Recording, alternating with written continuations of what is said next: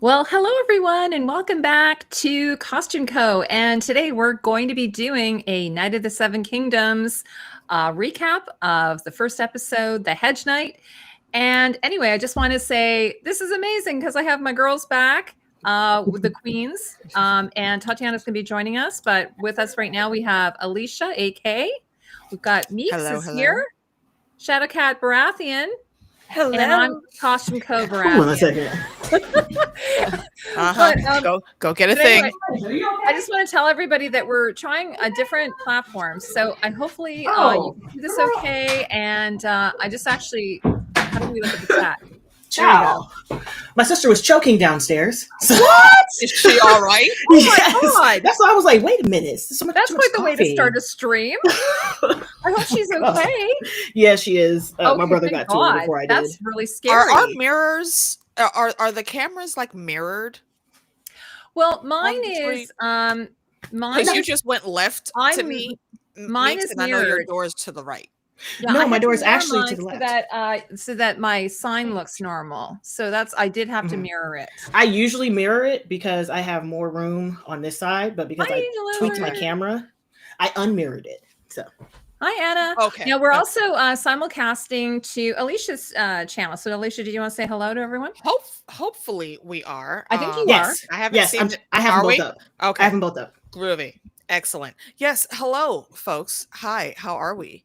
We are back with another double stream with me and Heidi and Meeks, and Bex is here. It's been years, almost like a century that we've seen her. So feels like lovely to have her wonderful face back with us. And I think Tati's going to drop in and join us later. So yeah, let's get into all of the skullduggery and tomfoolery and awesomeness that was this episode, ripped off the pages, hot off the presses, onto the screen. Absolutely. And I've got pictures too, by the way. So I don't know exactly what they are, but if I can bring those up at any time. So Alicia, do you want to start this sort of first round of chatting? What would you like to do? Sure.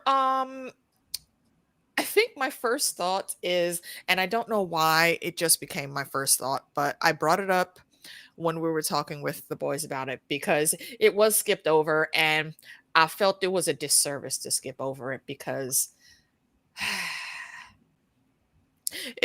there's a bit too much dirt in this episode starting off, and some of the things I understood. The poops, we didn't need that. Especially with you like pooping like right over the intro that we love, but it's cool. I'll give you that.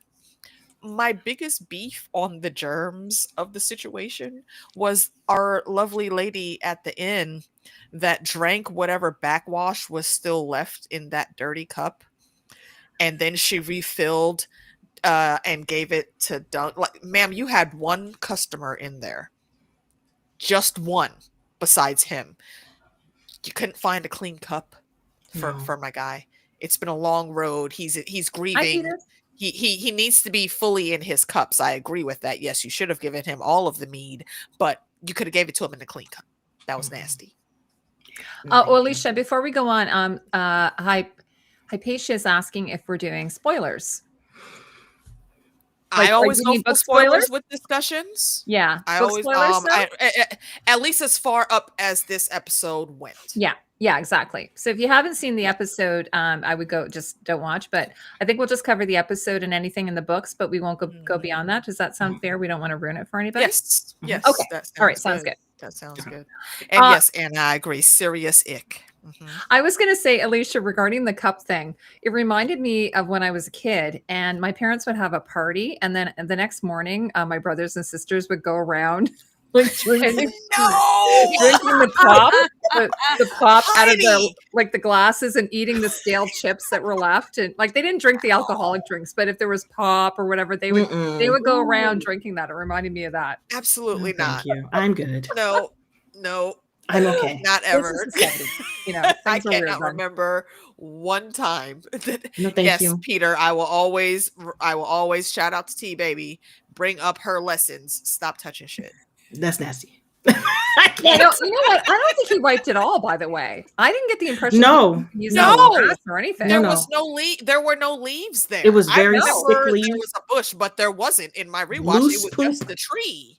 It was loose. It was sick. It was and upset I agreed stomach. with our good sir or Lady Bird Robin that was in the tree. Like, how are you just really over here and put your whole ass in the wind to poop in front of my house, bruh? You couldn't go it was a whole field over there. No, see, that was my villain. Anywhere else. We're talking about like your heroes and villains of the episode. That was my villain. That poop was my villain. Yeah, that exactly. That was the biggest villain of the entire episode. I have to tell you, it took me a little bit out of the show because I immediately thought, oh my God, poor Peter Claffey, who plays Sir Dunk, having to his butt out. When he read the script, he was like, oh my God, I got to do that. I would have anxiety. Apparently he was vomiting like on the first day. Well, no wonder. Yeah. And also, how do they do that technically? Did they put a hose like behind him to make it look like? They probably had some sort of like contraption put on him or something. They probably also added to it in post. That's for hilarious. Sure. Yeah. They definitely added the sounds. Well, oh yeah. Yeah. Very much. Might have, added like some of the flying particles. Yeah. Charticles. And in case anyone did charticles. I think we know that Dunk has sort of like he's got a lot of anxiety. I think he's got IBS even. Like he might. Oh my gosh. He was as far as we know now abused as a child. I thought Sir of the Penny Tree was a gentle soul, but now shout out our girl Gray Area again. She said, Sir Arlen, I thought you was a nice man out here, but looked like you was a little abusive, sir. Smacking him left and right. Why was my boy's head going up against so many wooden posts as a child? I don't appreciate that. Yeah. So on rewatch, like I was like kind of like, okay, I've seen it. I'm kind of don't want to see it again. But the one thing I did like about the poop moment was because it was so jarring, but it also like kind of stated like right away, like the tone of this show is going to be totally different than what we've been watching. Yeah. As much as, obviously hitting children's bad, but even the flashbacks, like the quick flashback scenes, like had like a very comedic element to it. Like there is one movie in particular I cannot remember, but it felt like almost like a Coen Brothers film. The way that they were cutting back and forth, and it really just kind of like let us know like what the tone is. Yeah. Also, like what I want to know is regarding the flashbacks. Are those from Dunk's perspective, or is that what really happened? Like, what do you all think about that? I think both. I think they are exactly as he remembers them, and I think they're pretty true. One thing we know about Dunk is he is not a liar. That's very true. Except, is he? Well, but then again, you're right. There is that one time that he didn't say the whole thing. That one thing. Are you thinking? Yes. Are you talking about whether he's been knighted or not? Are you talking about that, or are you talking about something else? Yes. Yeah. No. That's exactly what my thought was. I mean, I will say real quick to backtrack real quick on what Bex was saying, that like the tone of the show is different. I think you are correct, and I agree, and I think it definitely should be, because this isn't like the High Lords that we're talking about. Yes, there are High Lords and nobility and royals involved, but the main is we're on the ground level. Like, this is the difference between the cosmic level MCU movies and like Marvel Knights TV on the street level, like Daredevil, Ironheart, all of that. That's where we are here. We're now down with the small folk. And we're basically seeing the building blocks of why Aegon the Fifth will be the ruler that he was. Because of I was just going to say a shout out to my friend William, who has the museum in Minneapolis. Hi, William. Oh, hi, William. Hello. He's mentioning the Great. He actually has many of the pieces from the Great, like many of the costume pieces from the Great. It's fabulous. William, it's really nice to see you. Hopefully we'll connect soon. And he just got an acquisition, or not just, but recently, from some of the Game of Thrones auction that happened last year. So he's William, you have to tell me how many pieces you have from there. You had someone else on a while back that was a collector. Yes, I had Ian Drummond. No, it wasn't. Mark? Was his name Mark? I'll have to go back and look at Instagram. Sure. We talked a little bit on Instagram after that stream you did. Oh yes, okay. Yeah, you'll have to remind me what it is. He also had a really great collection of costumes and stuff too. Well, William has he opened up like a museum. So it's actually the public can come and see it. It's amazing. So backstory, what were you saying? I just wanted to go back to what you were saying. Regarding well, I do think like the flashbacks, like the flashbacks, yes. Yeah, like I mean, as far as like whether it's just this is kind of known, like this is like for the most part Dunk's POV. Mm-hmm. So, it's like I mean, it's the way he remembers it. Like, I don't think, I would take it as true, as far as like, if that's what like the actual, abuse was. Mm-hmm. But, I mean, not to like, again, hitting children is bad, but, they did it in such a comedic way. It was like pop, pop, pop. You're like, oh yeah, exactly. No, I was just asking because in the book, and actually, I think when he's at his grave, he said the only time you hit me was that time when he said the only time he's like, you never hit me when I didn't deserve it, except for that one time, except for that one time in Maidenpool with the pie. Like the other it was the in boy that like the one who was running the one who was running away. And like whereas he oftentimes like Dunk oftentimes threatens Egg that he's gonna give him a clout in the ear or whatever. Clout on the ear. Yeah, but we don't ever see that. So at least in this episode we don't see it. So we'll see what happens.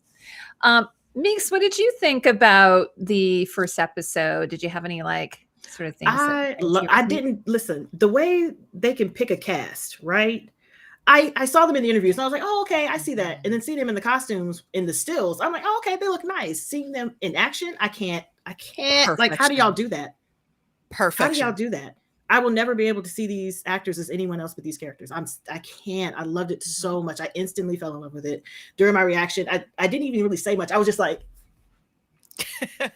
people was like, you were just smiling the entire time. I was like, I know. That's so nice.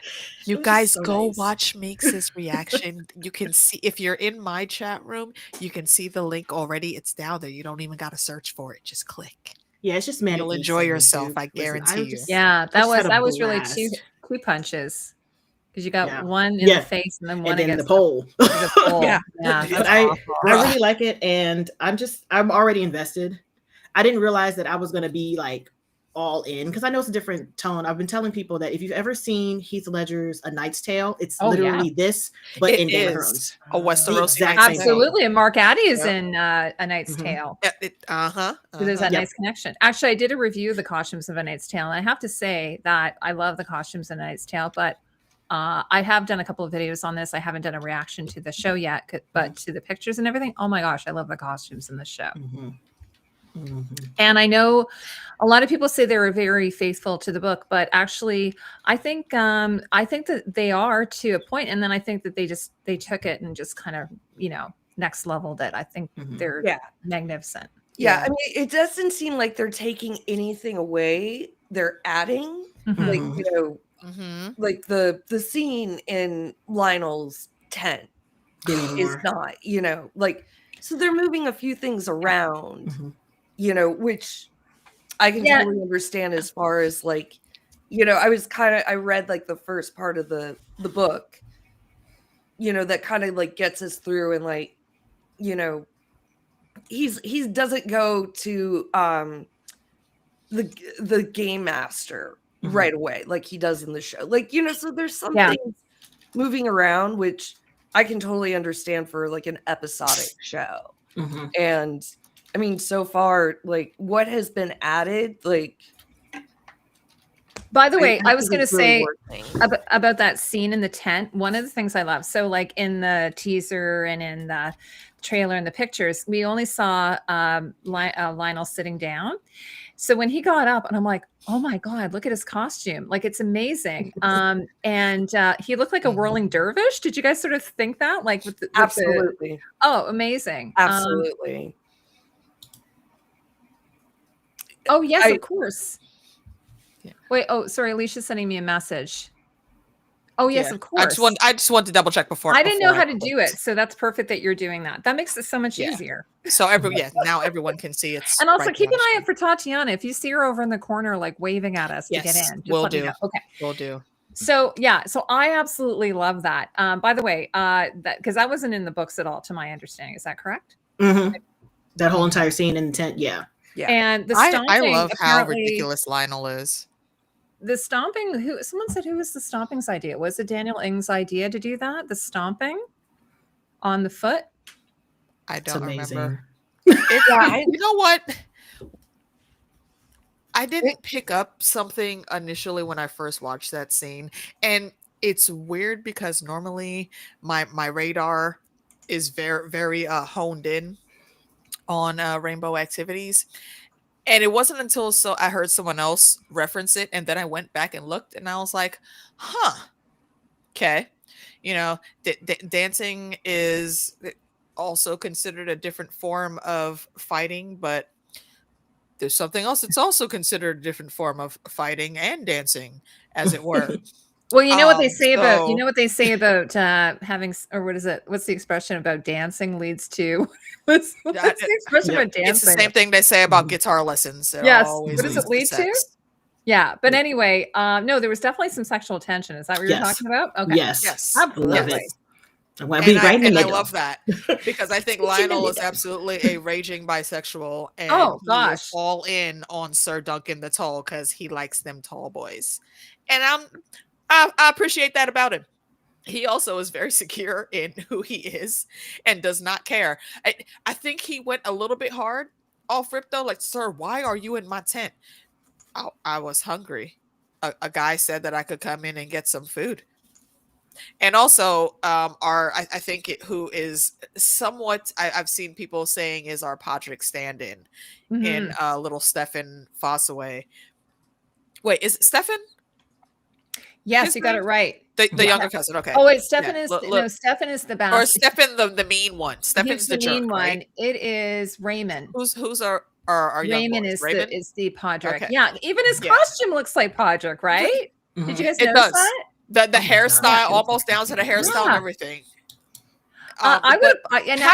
One thing I was going to say, Dunk could have thrown him under the bus, and he didn't throw him under the bus. He could have said, "Oh, well, this guy invited me." He took responsibility for himself. He very well should have, though, because how you invite this man into a High Lord's tent and then leave him by himself? Abandoned. That's rude. That's so rude. Yeah, Sir Dunk is a tall, shiny building. Yes. He is. He's like, that's like the same thing I say about Brienne of Tarth. She is a tall drink of water, boy, and I would not mind climbing that tree. Yeah. Just saying. So, by the way, like I know this sounds really shallow, but what do you guys think about Dunk? Do you find him to be a hottie? Do you think do you really? Yes. Okay. He played rugby. That's a man that can lift me. See, I'm really more into Lionel. Lionel to me is dead sexy. Both of them. Like, listen, Lionel, that's a whole different. It's the curls that set. I don't know what products they were using in Westeros back then, but they set them curls, and them curls were slinging when he was dancing. Yes. Okay, you know what? See, and that's what I said. If we're gonna compare, like, who's this person here, we have our Podrick. I feel like Lionel is the perfect blend of Robert and Renly, all in one. He's got Renly's showboatiness. I mean, Robert's a bit of an attention whore also, but not on the level that Renly is. And look at the tent. The amount of horns that were sitting outside of that thing, and then this Loki-esque helm that he's just wearing for shits and giggles. That's all. All the chandeliers were every last one of them horns. All of them. So yeah, But he also, we know he's about an individual. So, you know, if you need somebody to pull up with the sword, he don't care about doing that. He will throw hands anytime. It doesn't matter, much like Robert. So I really like that dynamic that he has and how he brought that out in the character. And no, this is not a scene at all. None of this was in the books. And I love that. Mm-hmm. He does have some quips in the books. And I think they ran with that and they did a good job. I was going to say that Robert, though, like we meet like late stage Robert, right? Like we meet fat Robert. Yes. Mark Addy Robert. Yes. I don't want to fat shame. Sorry. We meet chubby Robert. He was kind of like a Henry VIII. Call him what it is. Yeah, he was like a Henry VIII, right? Because we need like the was it the stretcher? Very much Henry VIII. Mm-hmm. The armor stretcher. There she is. There she is. Is she here? Wait, hold on. I'm about to. Where did my mouse see go? her. Am I supposed to add her? Yeah, I was gonna click. Never mind. I think you have to add because my mouse is acting up right now. I can't. Tatiana, where are you? Click the circle at the top where it says that number 5 that's in there. Click that and your sources will come out. Oh, there she is. Oh my god. What the hell? Okay, let me do it. My mouse though. Okay, it's not. Oh, there we go. I got you. I don't got you too. We had her. There's a delay. There she is. We've got you. Hi, Tatiana. Well, we have your face. If you're moving, we can't see you moving. You might be frozen. If you're talking, we can't hear you, boo. She looks like she's looking at her computer. She's trying to figure it out. Like a sec. Go. Okay. She probably had to refresh. She'll be back. Okay. So sorry, what were we talking about? No clue. Oh, well, we were talking about Robert and like I was saying, he was like a Henry VIII probably type person, right? Yes. So when he was younger, he was probably quite the hottie. He was. He looked like Renly, but burly and buff. Yeah, that's the consensus that I remember. Yeah, but he was probably less of a There she is. I can't hear you. I don't know why. Oh, we can hear you. I'm so sorry. Well, she can't hear us. Do you see the microphone? Can you click on that? She can't hear you to even try that. Oh no. Okay. Type in a private chat. Type in a private chat real quick. It should ping her. Okay. Let me just mute myself for a second. You guys keep talking. You know what? Me and Meeks did when we were testing the system yesterday, though, we did have an issue where I played something and I could hear it, but she couldn't. And then I refreshed and then she could hear it and I couldn't. And then I refreshed again, and then it corrected itself, and we could both hear and the thing. So it may be a situation of Tati having to refresh like 1 or 2 more times. Sadly, we're figuring it out. This is our new system, guys. We're figuring it out as we go. Please excuse. Actually, I was going to say I had a similar problem the other day, but I was on a different computer. So okay, let me tell you. I'll say if that doesn't work, try refreshing, right? Yes. Okay, hold on.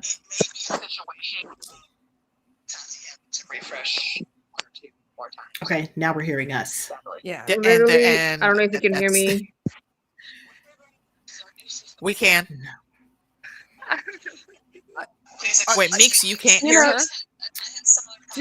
Is she on her phone? It's okay, let me tell you. I'll say if that doesn't work, try refreshing, right? Oh, she's behind on the live stream too. That's yeah. Hearing us. All right, let me. I'll go. Okay, go ahead. Continue. I'll type in. Can you hear me? Yes, we can hear you. Can you hear us? No, she's listening to the. Yeah, I'm on my phone. Turned down. Yeah, I wonder if the live stream. I am on my phone. I think that might be it. That she would have to listen and talk at the same time, so it's picking up everything. And and that's why it's picking up all that. That's why it's hitting the echo. Yeah. Okay, I'm telling her she's getting an echo. I hear you because of YouTube.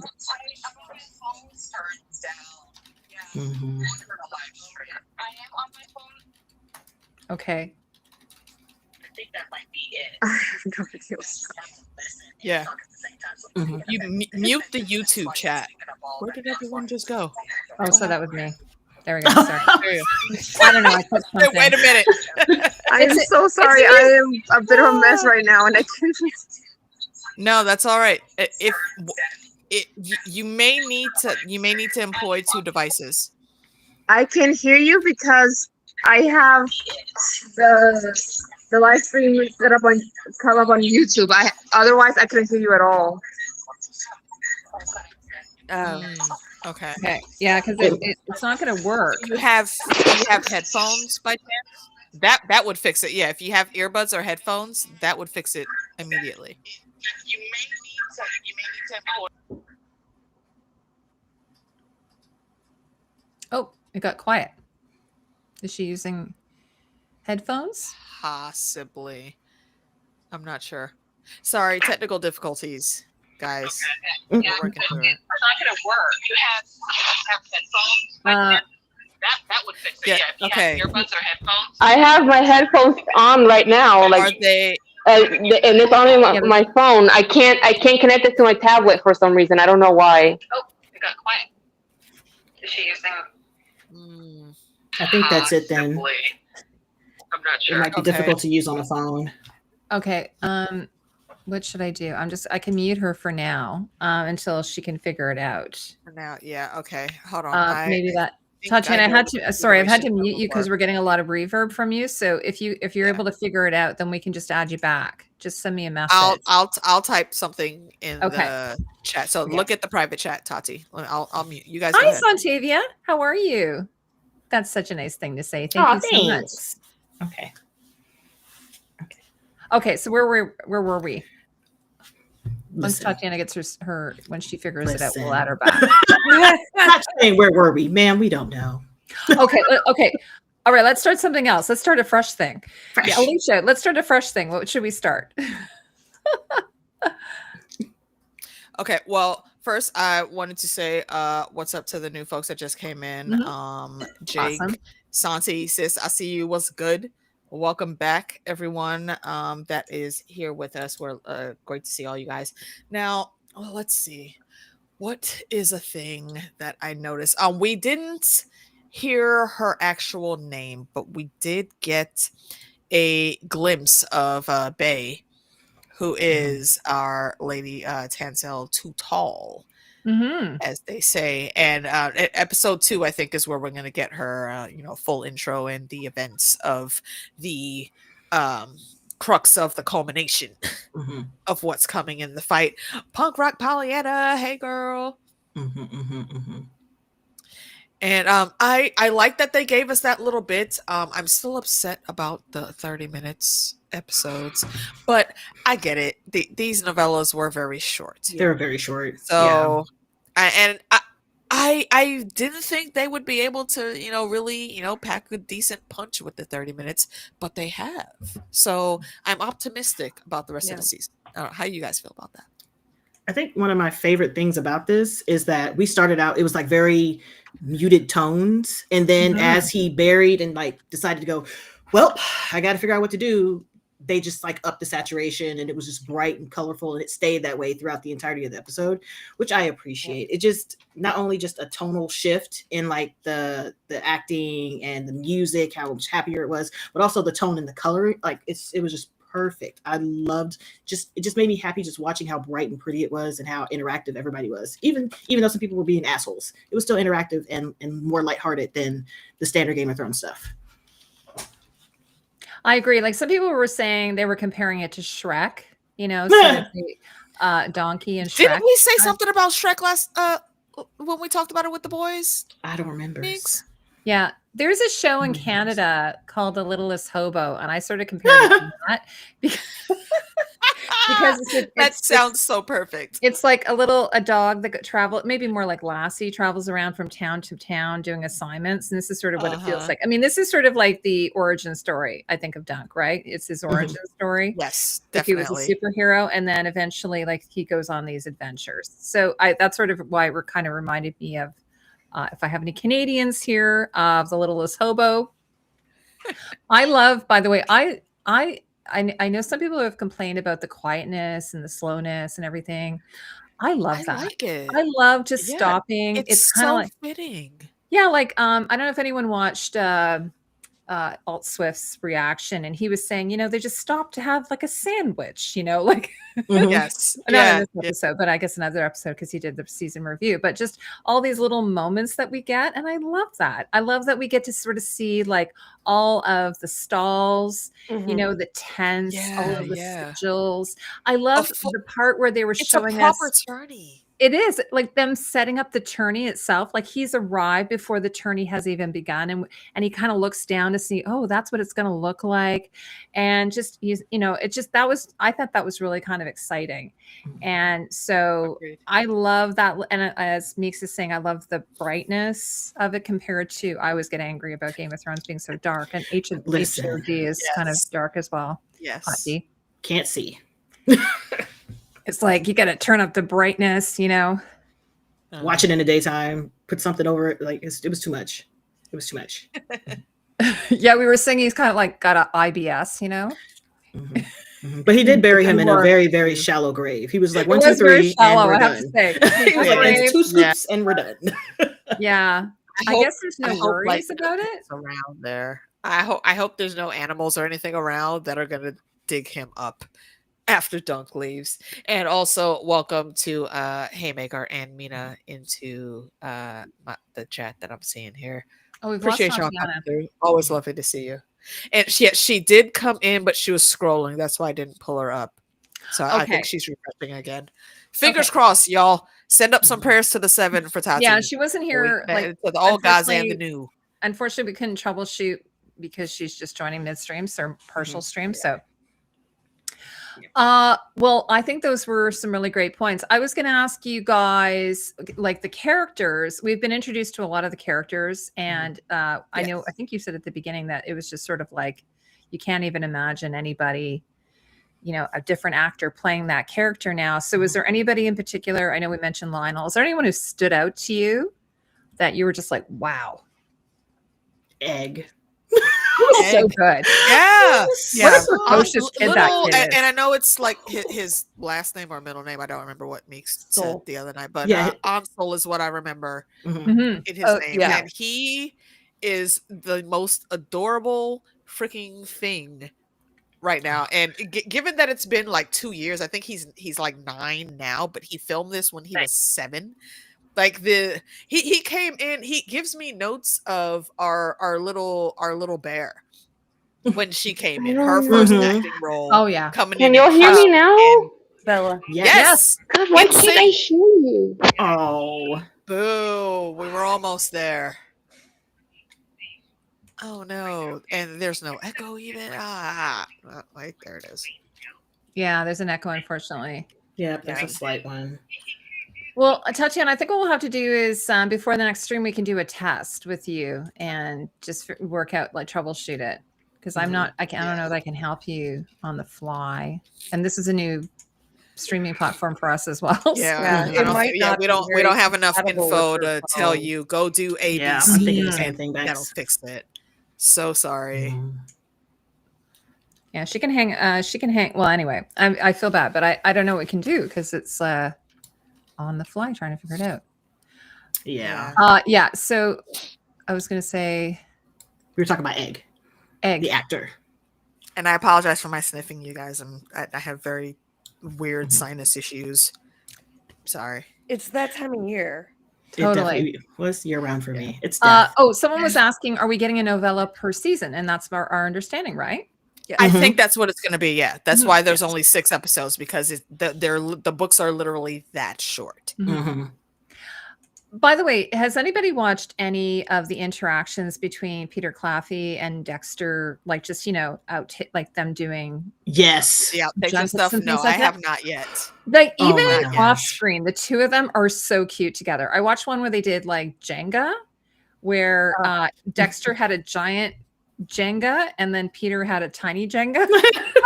It was hilarious. And there was a question on each Jenga.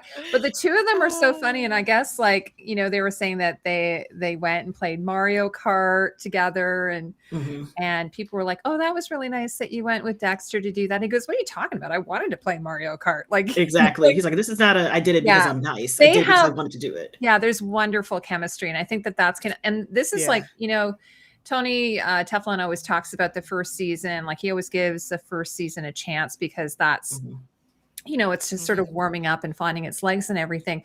But I think this season is going to be the established season. And then I think further seasons, if they do continue with it, I think that we're just going to see these characters develop and grow. I know we're only one episode in, but still, it's so good. Yeah. It's so good. They made a lasting impression. Good episode. And it was only like 40 minutes or so long. So I think they were able to actually pack in quite a lot, not just with the you know, getting through what we got from the books, but with the emotions and the feel of everything that's going on. And, you know, them already like cueing us to look at the background, folks.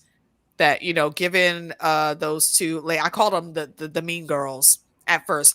They low-key redeemed themselves later, but I was very upset with how they started off talking to our homie, because why are you talking to my big cousin like that? I don't appreciate that. Okay. Yeah. He just came up and very politely asked you a question. Do you need to mock me, ladies? No, you did it. Y'all some bitches for that. And I don't appreciate it. Like, as in focusing on the background. I did like wait, hold on. I'm gonna do a small test with Tati, because I think she's coming in on different mediums. So let's test one. Okay. Nope. Tati, can you wait? Where did it go? That quickly. Wait. You can can you hear me? A moment. I just wanted to do Papa, can you hear me? When she said that's why I said what I said. Papa, can you hear me? Okay, wait. So here's, I think this is on the phone. Can you hear us, Tati? Tatiana, can you hear us? No. I don't see her talking on the other one, so I don't think so. Always be trifling. That's so funny. Yeah. That's an accurate assessment. That one line though. Oh, that is sad. That cracked me right up though. Oh, it's a Hedge Knight. Well, actually, this is the thing. I think I love that thread though, because there is a lot of discussion about whether a Hedge Knight, you know, are they really given much credit? Because they're kind of like, someone was saying they're kind of like a Ronin, right? They're like alone. They travel. Yeah, a little bit. They're without a lord, and so obviously they're highly underpaid because, you know, after Sir Arlen passes away, he's basically left with almost nothing, which is crazy. So basically, if they're, anytime they work, they have to use that money to either enter other tourneys or to you know, pay for their food or their lodgings and that type of thing. But they don't really have anything left. They're like the I don't know, the working poor. Pretty much. Yeah, pretty much. Just like the working class. Because I feel like if you're not in nobility, you're kind of poor. I mean, you maybe like there's merchant class. And merchant class is going to make money, but they're never considered above nobles. So there's that. But beneath that, there may be different levels, but they're all still looked down upon as poor, sadly.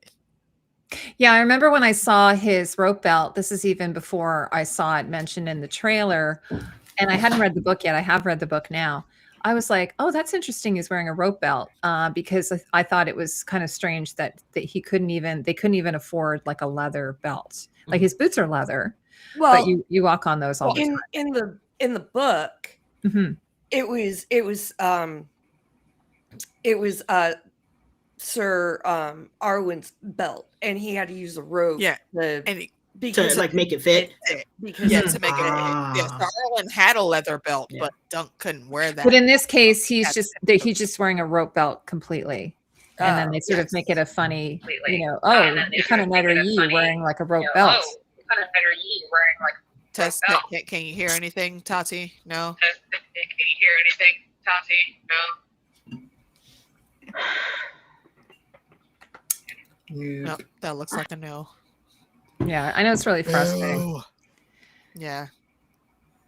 Sorry, guys. Yeah, a sellsword with a horse. Tati, we'll do some tests next time to make sure we can. Yeah, I mean, it's not but the hose. They have the two horses and with the hose.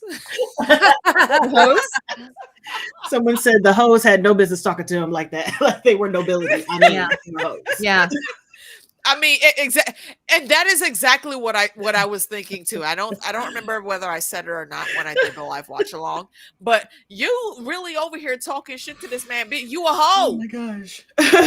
Yeah. You're getting paid. By the way, I don't like dude. calling. I call them sex workers. That's just me. I'm very politically correct, and I get that, and I probably should be very politically correct, but I'm mad at them right now, so fuck them. No, I don't blame you. By the way, was it not completely hilarious and also absurd when Dunk's in the tent and they are doing this necrophilia fantasy, thing with the girl, and then he's watching them like get her all ready, and then at the same time they're having this conversation, and he didn't even kind of go, "What are you doing there?"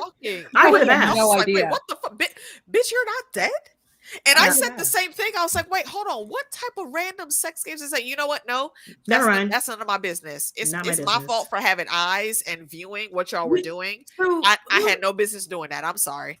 I'm not going to answer no questions. Who were they prepping her for?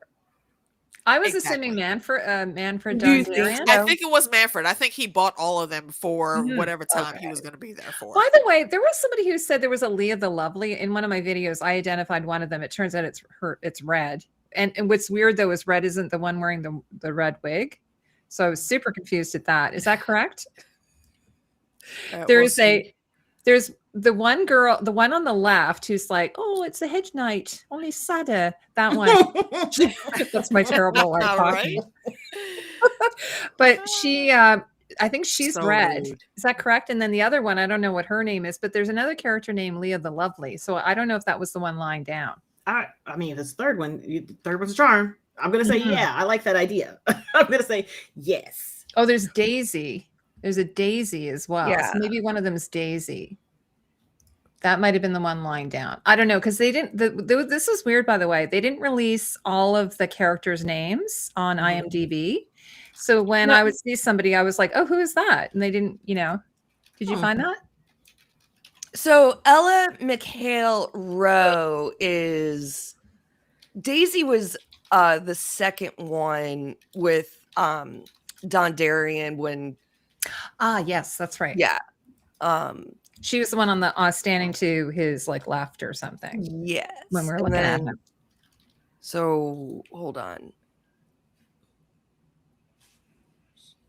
Oh, I lost it. I think Daisy. Well, Leah the Lovely is the one who is chit-chatting the most. Oh, okay. She is Leah the Lovely. Okay, that's what I thought she was, but I thought I heard someone say Red, and then I was like, oh, who's Red? So that's why I was confused.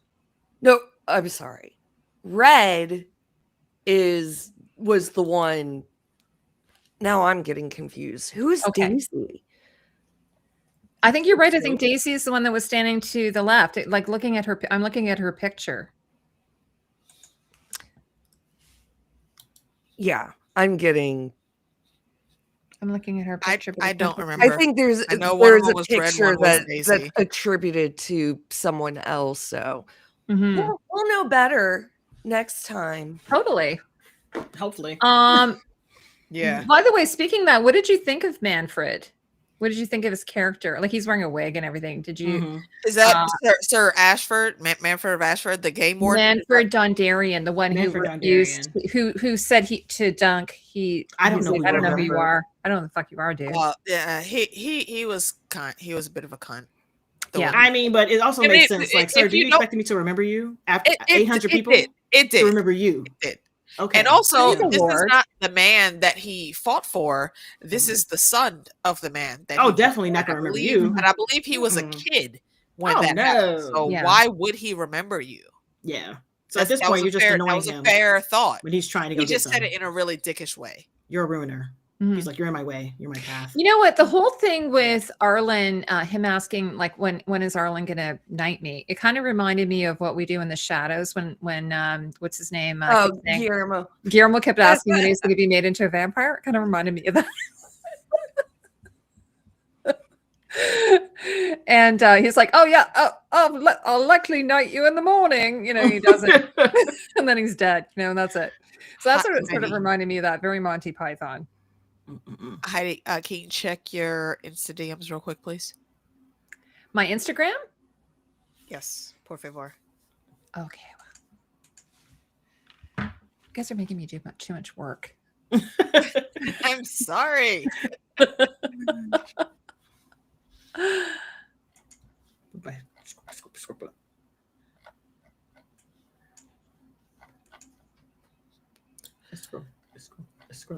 But okay, let's just while we have a lull real quick. Okay, so I responded.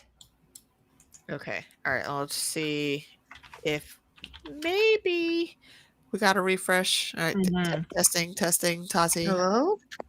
Can you hear us? Nope. Hello? Can you hear me? Papa, can you hear me? Yeah, Jake, I agree. That looks like a no. Oh, okay. Well, that's fair. That's a fair comment. You're judging them too harshly. They're having fun while they're off duty. I mean, but why have fun at Dunk's expense, though? Clearly. Because they could. Because they could. That's why I'm not really mad at it. Because Dunk is kind of the same way, even with Egg a little bit. Like here, like you need to just do what I asked you to do. Could you just like feed more horses and brush it down? He has a reason to be speaking to Egg like that, though. Take this. Does Those he? girls don't. Does he? I think he's sort of Being Egg is trying to audition and be his squire. Yeah, He wasn't auditioning to be his squire. He was working there. Freaking reason I can only hear you on my tablet.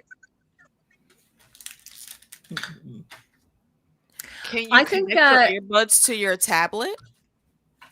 And then that would stop the echo. It's weird.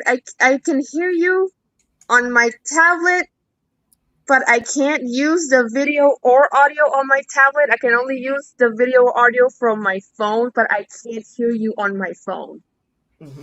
That's wild. Okay, so well, if you can hear what I'm saying now, we will set a time, maybe this weekend or something, to test this out so we can make sure we get you on.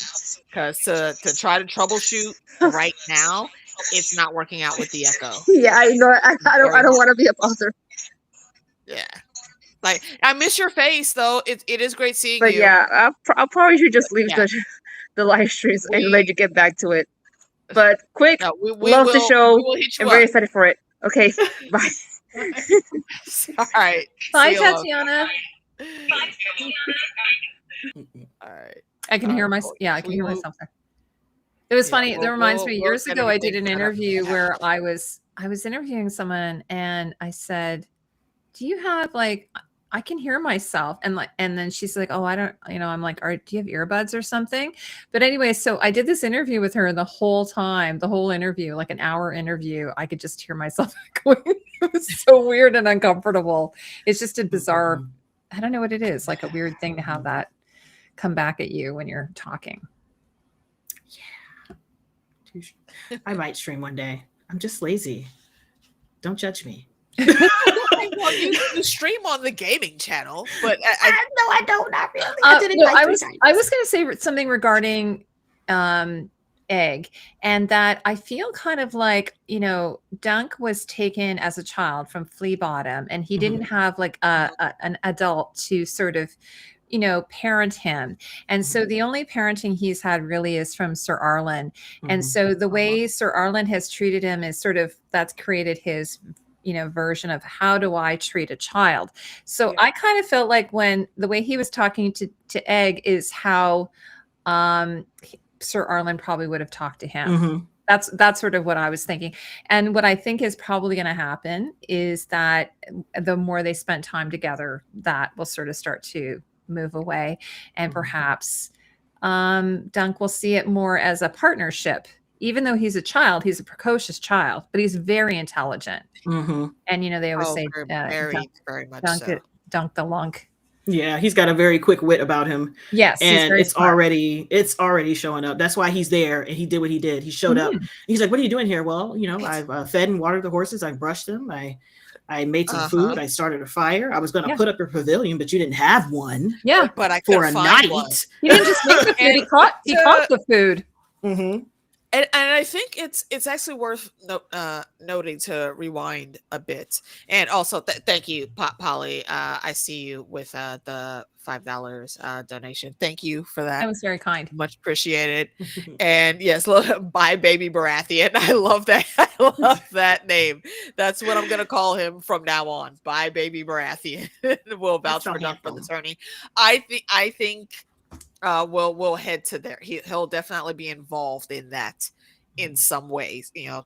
Technically spoilers. We're not going past the episode, so we'll see where that ends up. But I think it's worth noting to rewind a little bit further on to their first initial meeting, and the way that Egg is speaking is very reminiscent of that conversation between Tywin and Arya when he's telling her, like, if you're going to be out here perpetrating like a lowborn girl, you need to learn how to talk like a lowborn girl. And Arya would not know that differentiation because she's never been around. Yes, there's people that work at the castle she lives in, but she's not really cued in to pay attention yet to how they speak and how that's different from how she's been taught to speak. So it's not my lord, it's my lord. If you're going to be down with the common folk. And Egg does not speak with like that. He speaks just like Arya. He says, my lord. And Dunk doesn't know to differentiate, because if he would have known that difference, he would have immediately picked up, nah, this is not just some random simple little stable boy, because why do you speak so well? That would have been the first thing that cued him in. And also it's a small inflection in how Egg actually says his name. He doesn't say Egg clearly EGG like we do. He says Egg, which is AEG, because his name is Aegon, not Egg. And I feel like that I don't know if that was told to our little cutie to do that, but if it was, great. But I feel like it wasn't, and he just caught that because he's just been that good with showing his emotions through his acting. And I really like that they specifically put that in there, that it was Egg, not Egg. So yeah, little things like that. And then circling back to that scene, like, I got all this stuff done. He came in, he caught dinner, he made dinner, and I'm surprised he knew that much, honestly. So I'm not that big of a fan of Maekor from the books. I think he's a bit of a dick, but you thought enough to actually teach your son how to be a proper squire. So kudos for that. That's a little bit of a spoiler. Yeah, I did go past there a little bit. Sorry. I know. Yeah, it's funny because I watched a couple of reactions and stuff like that, and I was like, wow, there's like a lot of spoilers in these. So I think most people have figured it out, but it's technically kind of a spoiler. But the funny thing is the trailer kind of gives you everything. They sort of I mean, you don't know all the details, but they lay out the whole season for you, right? So we know there's going to be some action. What else should we talk about? What do you think about the Fossaways, by the way, the Apple Boys? The one Stefan, he's the one, he's a right bastard, that one. The way he just beats the crap out of his nephew or his I can't cousin. Stand him, and I'm not supposed to like him. So he's got a punchable face, that one. Very punchable. That's a great way to say it. So punchable. Absolutely. But he needs the beard. I had to look at the actual picture of him on IMDb. No, the beard definitely, like, and he's kind of a ginger almost. Like, I'd say he's a bit of a ginger. Yeah, he's very British looking. Yes, he needs that beard. The Otherwise, beard he's not really, scary. it really helps. Yeah, but he's sort of a ginger, and it's like, so he's punchable face, but he's also kick a ginger. You know that expression? Mhm. Have you guys know that? Yes. Bex, do you know that expression, kick a ginger? It's like usually, especially around, and I'm saying that as somebody who's like, before I started going gray, I was actually kind of an auburn haired person, and my father was a Yes, I've redhead. heard So, that. Yes, I've heard that. Now, what I don't know if we can talk about the drunk in the bar, the drunk in the. Can we talk about that, or is that spoilery? If we get into that? I think we can talk about him, but don't say his name. Okay, Because I had to do a double take. I looked at it. I was like, oh yeah, and I watched it again. And I was like, wait a minute, what the? I was too busy like looking around and seeing what Dunk was doing. I paid attention to Dunk, and I completely totally missed him. Disregarded him. And then I watched it again, and I was like, oh shit. Oh. Okay, I like what you guys. There did he is. Just slid him right in there. Yeah. And that's another ripped right off the pages moment. Yes. Like a lot of the dialogue they used came straight from the books, and I really like that they stayed to that authenticity. Although, didn't they cut his down a little bit? They cut it down a little bit. They did. Yeah. Yes. Yeah. They didn't. Yeah. I think, and I don't know this for sure, but I think they're gonna pull back on it and do like maybe a little flashback and give us the rest of what was supposed to be said. Yeah, but no, I think that don't know. that's a storyline. Like that storyline, they're gonna kind Come of back to slowly reveal it. Yeah, and it was I hope so, interesting yeah. because he wasn't in any of the trailers. So people were asking, where is he? And he wasn't. And then finally he shows up in episode 1, just a very brief scene before he retires upstairs. Yeah. To, because it's probably too spoilery. A bit too spoilery, yeah. Yeah. Because, he probably won't be around very much, but I'm going to assume like when he is on screen, he's going to make such a big impact. Yeah.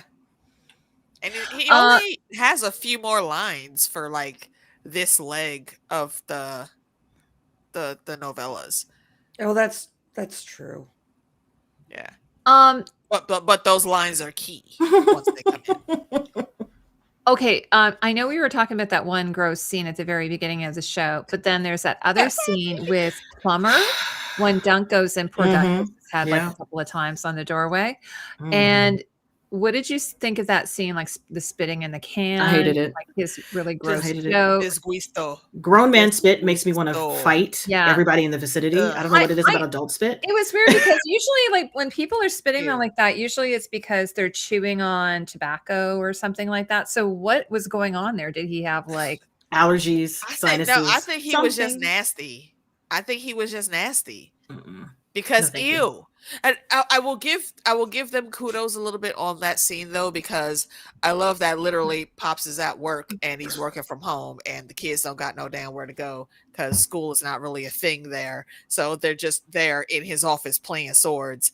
I feel like that was very it was like a Zoom call where your kids burst through the door, That's the only thing I liked about that scene. I love that actually. I thought that was great. The loogies killed all of that. Yeah, I could barely listen, but I did like the fact that he knows what Dunk is there for. Like he's not going to tell you like, hey, I'm not gonna mention it, but if you can swing it, you can sign up for the tourney. Yeah, I'm not gonna stop you. But he was also like jabbing him, making fun, like, hey, yeah, you come up in here and you lie to me, I'm gonna tie your hands and your feet to a pole, and then I'm gonna stick your butt on a sharp end and then call it this. And he was like, I'm just fucking with you. If you can just find somebody to vouch for you, then you can go ahead and do I'm watching Fallout right now, good. so it kind of reminded me of Fallout. That one's like what he was talking about there. That's my shot. That's so good. Fallout's amazing. Have you saw the latest episode? You're doing reactions to that, right? All caught up. That's my show. Yes. Oh, yeah. Tatiana said it could be acid reflux. That's very true. Maybe, but just from the way he was acting, I feel like it wasn't. It felt like loogies. Yes. He just wanted to do that. Just the most. Ugh. I could sit through the shit theme, but I couldn't sit through the noise to that. Like the noise and the I can't. Yeah. I can't. It kind of it's like kind of it reminded me. It's funny. There's this Andy Sandberg did a is it Andy Sandberg? I think did a like thing on SNL where it was like Game of Thrones was written by teenage boys. And and he has like braces and acne and everything, and actually they ended up taking it down. I cannot find a video about it at all, but it's hilarious. So it's like Game of Thrones, the writers were actually teenage boys in a writer's room, and that's what it sort of feels like sometimes. Like I don't know if George is like harnessing his teenage boy when he wrote some of these things, although that's not actually wasn't actually in the book, was it? Hold on. Yeah, see, and there's a thing. There we do have information. George did write back and give feedback like, I don't think we need that shitting scene, bruh. But Ira was like, but it's funny though. And that's so it stayed in. Yeah. Well, I know the poop scene there. Ira did say, I think the idea was that you could hear the music swelling, and then people were thinking you're going to get this beautiful Game of Thrones intro, and he didn't, or House of the Dragon intro, and he wanted to subvert expectations on that and just like cut, kind of like when you have a record that you go, record scratch. Yeah, I think that's what he was sort of doing there, and he thought it was hilarious. Yeah, see, I was in the middle because he's a boy. He could have found a better way to do that. I was like, this is the another spinoff, and you can't get another theme. I was in the middle of like, you can't pick another. Oh, shit. Never mind. Like, if y'all would have just said, hey, Ramin, do you got something new for us? I feel like he would have been able to give you something new, but y'all didn't ask. I wonder if they will. I don't think they will. He's doing Fallout right now. I don't think they will. God. He's doing Fallout. Oh my God. It's right. That's what I'm saying. We know Ramin still has the chops. He still has his skills. Yeah. Oh, they have not gone anywhere. One of the but they're not asking him for anything new. Well, I mean, I don't think it needs it. Like, we don't need like a 2-minute. That is very true. Crazy animated opening. That is very true. Yeah, we do have a little bit of this. No, we don't. What's it called? You're like correct. Dunk has his theme that they play every time he's out exploring. Yeah. So I'll even take that. It's just it's good enough for me. Yeah. Well, and someone else was saying that because it was the pilot, they might have like they oftentimes don't do like a cold opening or whatever. They don't have a theme. But this show was straight to series, like and it's also very short too. Yeah, those are like pilots. That's like, we're gonna shoot this one. Hopefully they'll buy it. Mm-hmm. Yeah, they didn't. Come on then. Oh, Penelope there. Aw, hi, baby girl. Oh my goodness. She's like, I don't want to make this joke, but she's like Tatiana. She can't hear her either. So.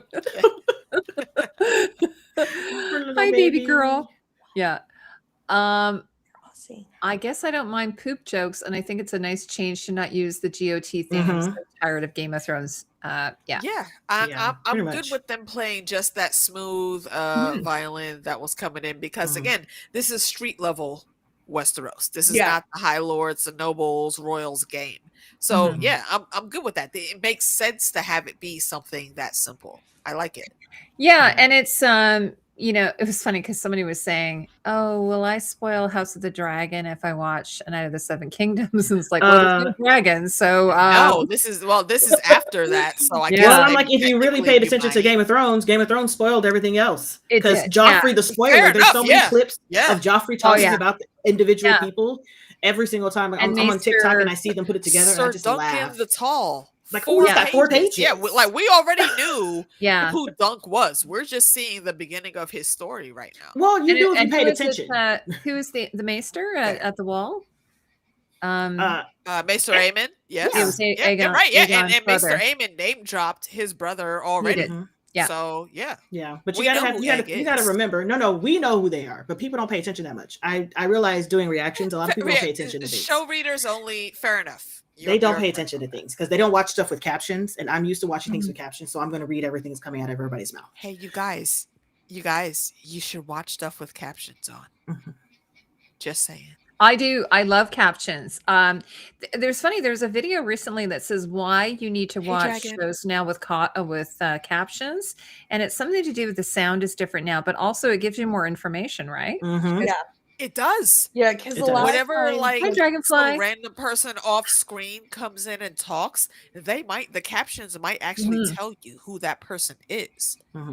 Whereas if you're only watching without that, you're just gonna hear a random voice off screen, and that's it. Yeah, Joffrey was an ass.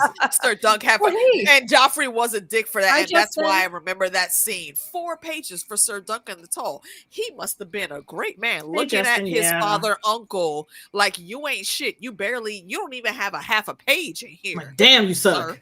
Next. He's like, oh wow.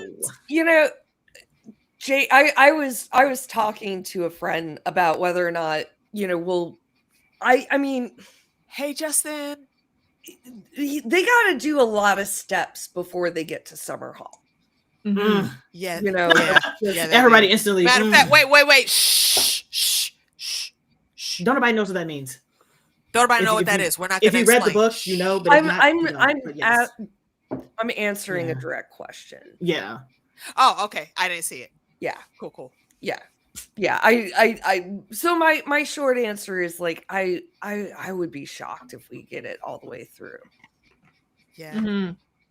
And you're just talking about for like in the entirety of the season of Night, the series. Okay. Yeah. Mm-hmm. Yeah. But also the actor who plays Dexter, he'll be, you know, if they because I think he's 11 now, but they're working on. Well, I was, because I saw them doing some junkets. Sometimes he had hair and sometimes he didn't. So I think they're working on season 2 by the way, I love that Peter Claffey has longer hair going into next season. The ponytail. Oh, knock something over. Yeah. That's my dunk. Peter. Yeah, exactly. Oh, I think. Okay. I don't know why they did the short hair. Maybe so that by the end he'll have really long, glorious. It's something hair. About a half up, half down. Probably. I don't know what it is. When it comes, we were talking about Justin.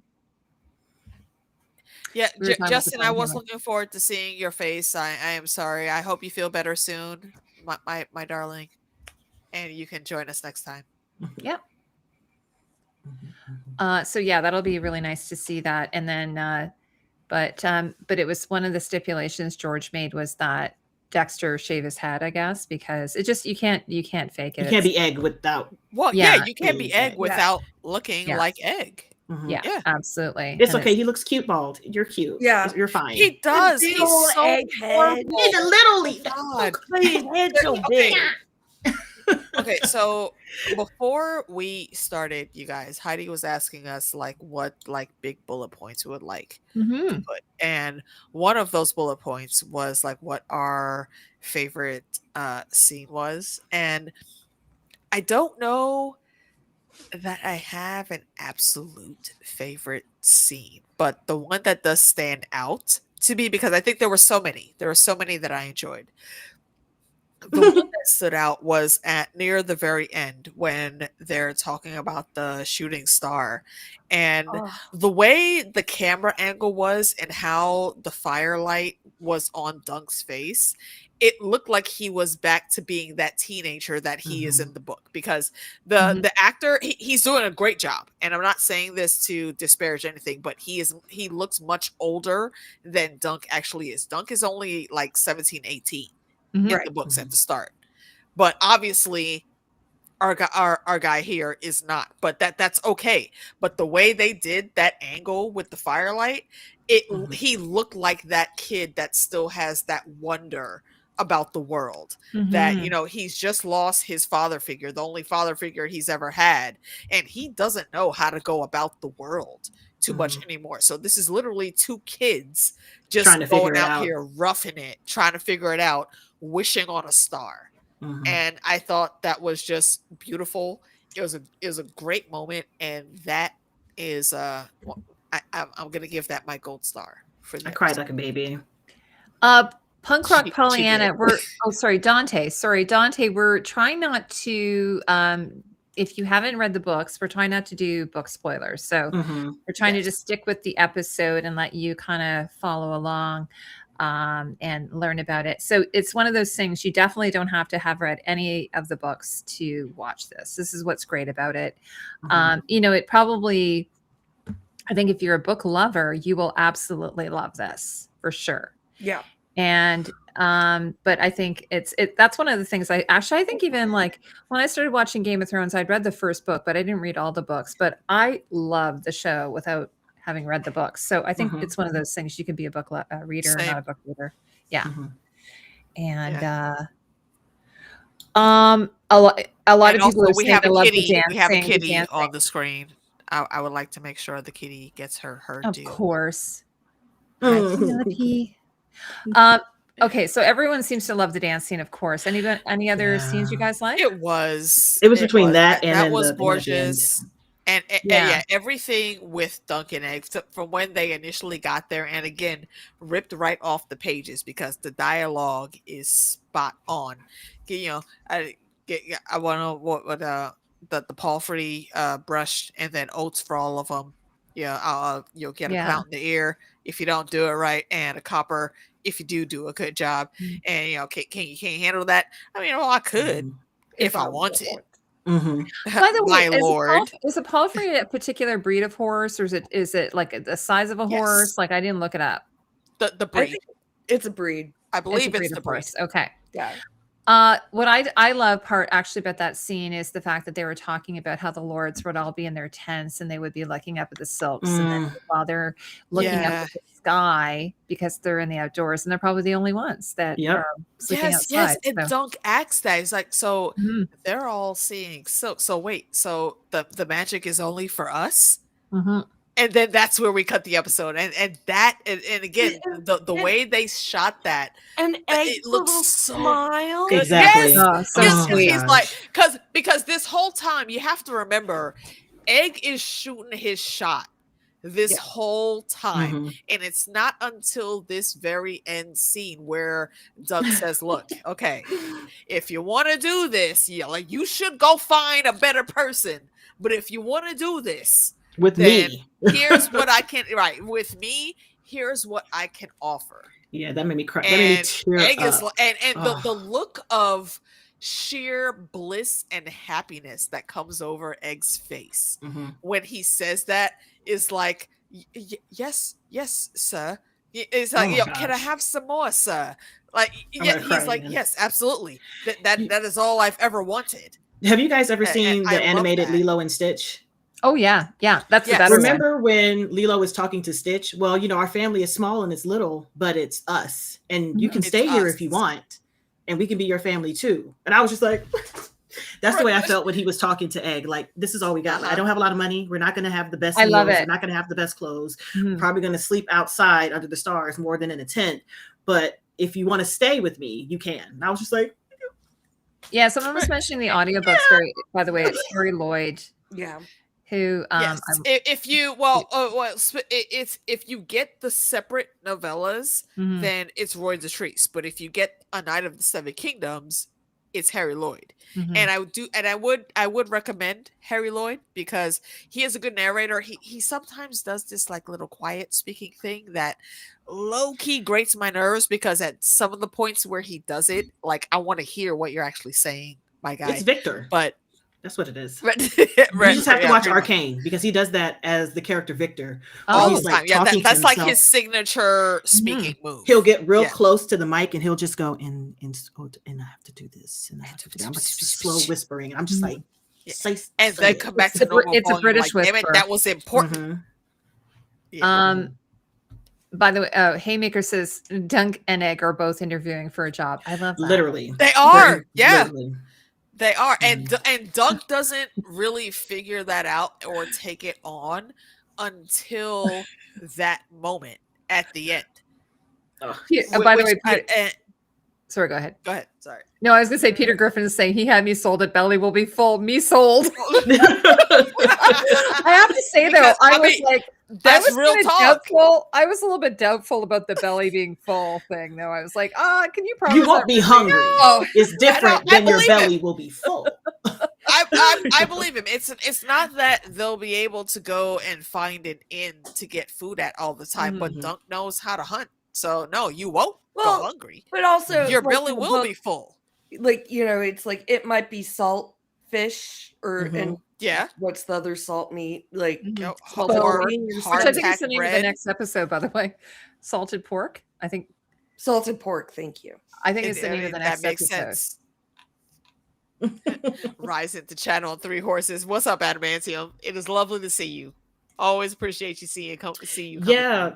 Yeah, Tatiana. Yeah, he does. He voices Victor. Yep. Oh no, wait. He's also in. Yes. I'm Yes. trying to think of the other show he's in. It's not 1984. It's Brave New World. Has anybody seen Brave New World? He's in that. Wait, as well. Harry Lloyd is on Brave New World now? Or wait, he's in the show Brave New World. They only did this one season of it. Okay, that's not what I'm thinking about. Okay. Yeah. Egg can catch fish. I know he's very versatile. He has skills. Yes. Which really surprised me, and I like that they put that in there, because even being a squire that young and you're a royal, everybody's gonna do things for you. So I like that I really like that he had that knowledge. By the way, what did you think about it when okay, so at the inn we have this unnamed drunk leaving a Targaryen coin on the table, and then later outside Dunk throws a penny at Egg and he lets it drop on the floor, and he's like, oh, you'll probably pick that up after, kind of thing. What did you think of that? Like, was that like a little Easter egg, or what did you think of those that part? Thank you for the horse info, Polly. Yes. I feel like it was an Easter egg, because I mean, if you're paying attention to what Egg is doing and how he's not quite like, even as a squire or even a someone who is like minding the horses, nobody would just get up on the horse and pretend to ride. Exactly. Nobody would dare to do that. Put on the clothes. By the way, how did he get on? Hired them? How did he get on that horse? Exactly. Because and Doug said, "You're lucky Thunder didn't bash your skull in." Yes. But Egg was skilled enough. Why? Because he's been around horses enough to where he knows how to calm a horse to get to allow it to let you ride. Yeah, and that is if you don't know anything about horses, that is something you have to do. A horse has to be comfortable with you to allow you to ride it. But I feel like those are all Easter eggs, but for people who are paying attention. Like if you're just watching the scene as it's given to you, you see a little kid who wants to follow a would-be knight as a squire. So you see that, and you see that kid trying to do that. But for everybody else who understands that he's talking a little weird, he's moving a little differently. Why are you here by yourself? He said you don't have a mother, so you're at this inn. How do you get to this inn? And you want to follow him, and you're saying nobody's going to care about you missing. Like there's so many things that they're putting in a row. He made his way to the camp on his own. Like that's very resourceful. Wait, hold on, exactly. Heidi, I have a question. The Brave New World you're talking about, is that from that show that came out? That was, or maybe it was a movie. It's a couple of years ago.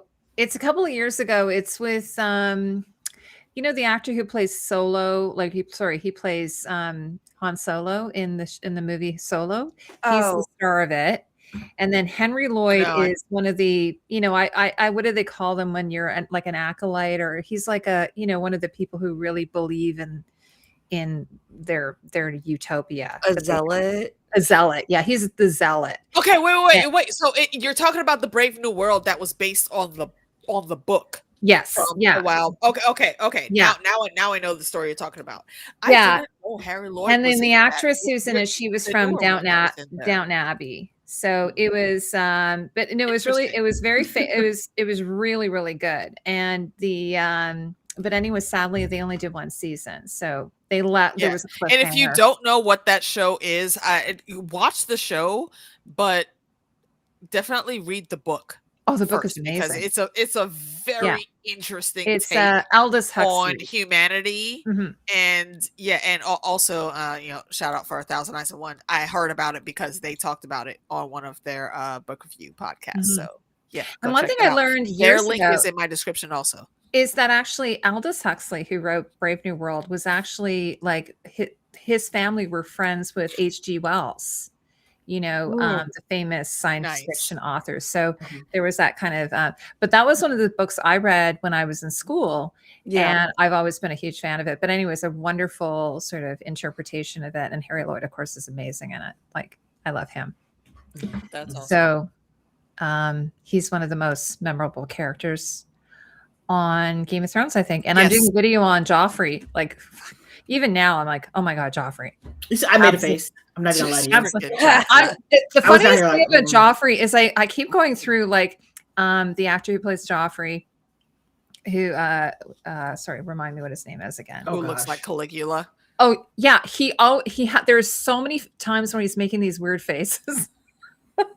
Like I call it like he looks like he's got poop under his nose face. And who drew these poops on? I just look. If I ever feel sort of sad or I just need to pick me up, I just look at these pictures of Joffrey with these faces where he's pissed off, like his grandfather's sending him to bed or something without supper, or he's trying to escape from Flea Bottom and because he's got shit thrown at him, or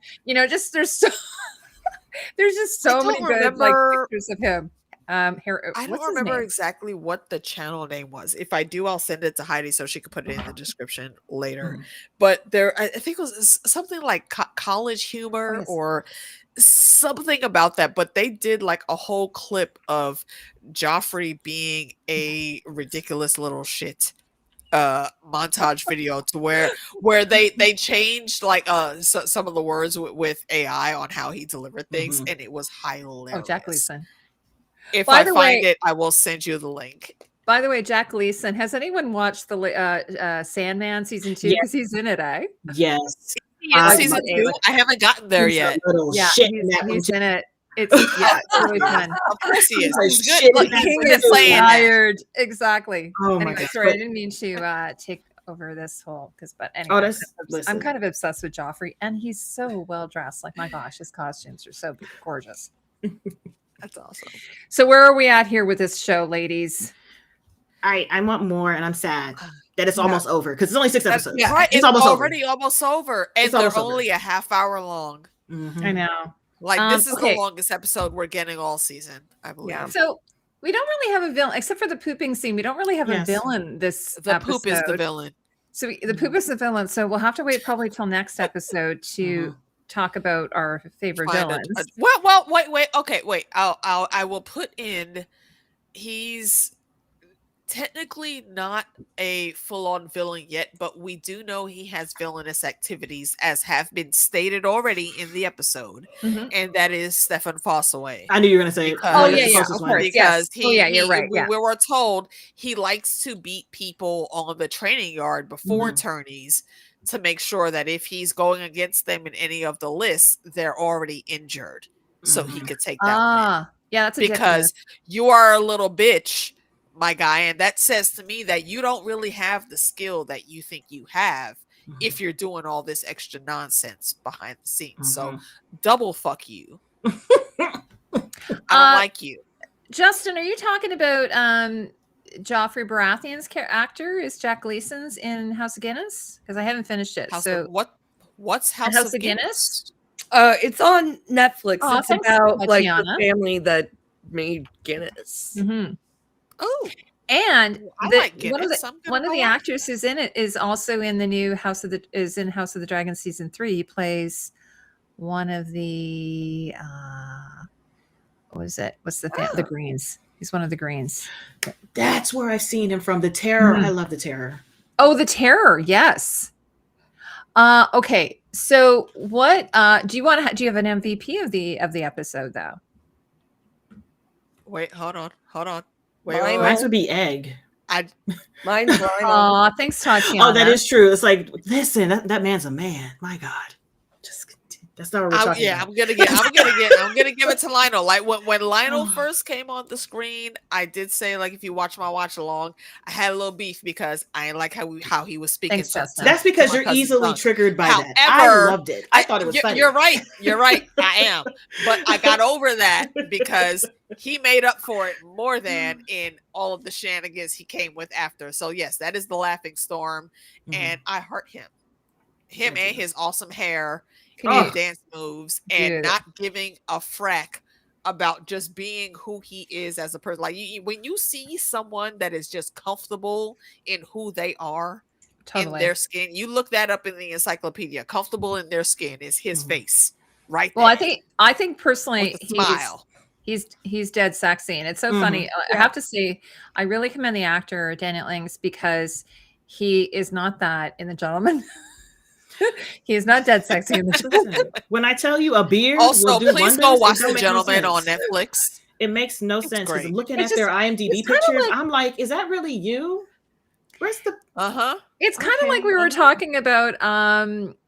Who's the actor who's playing? I have to look this up now. We'll do that at the end, John. Matt Smith. You know, there was some discussion about, can Doctor you Who? Can you do this character, Matt Smith? Can So, I never had a doubt. Speaking of Matt Smith, like my mom and I were rewatching The Crown over Christmas, and David Ings is in The Crown. Oh, he is. Like he's when the Matt Smith season, he's like he's Prince Philip's like right hand man and all the shenanigans he gets into.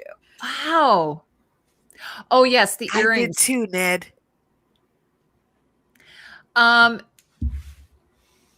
Yeah, no, because actually I saw. Okay, so I hadn't seen this before. I had heard about Matt Smith being cast in House of the Dragon, but has anybody seen Last Night in Soho with Matt Smith? I haven't seen it. No, heard of it. Oh my god! Everyone has to go see it. It's Anya Taylor-Joy's in it as well. But Matt Smith is dead sexy in that. Like absolutely a banger, if that's the word you use for a dead sexy person.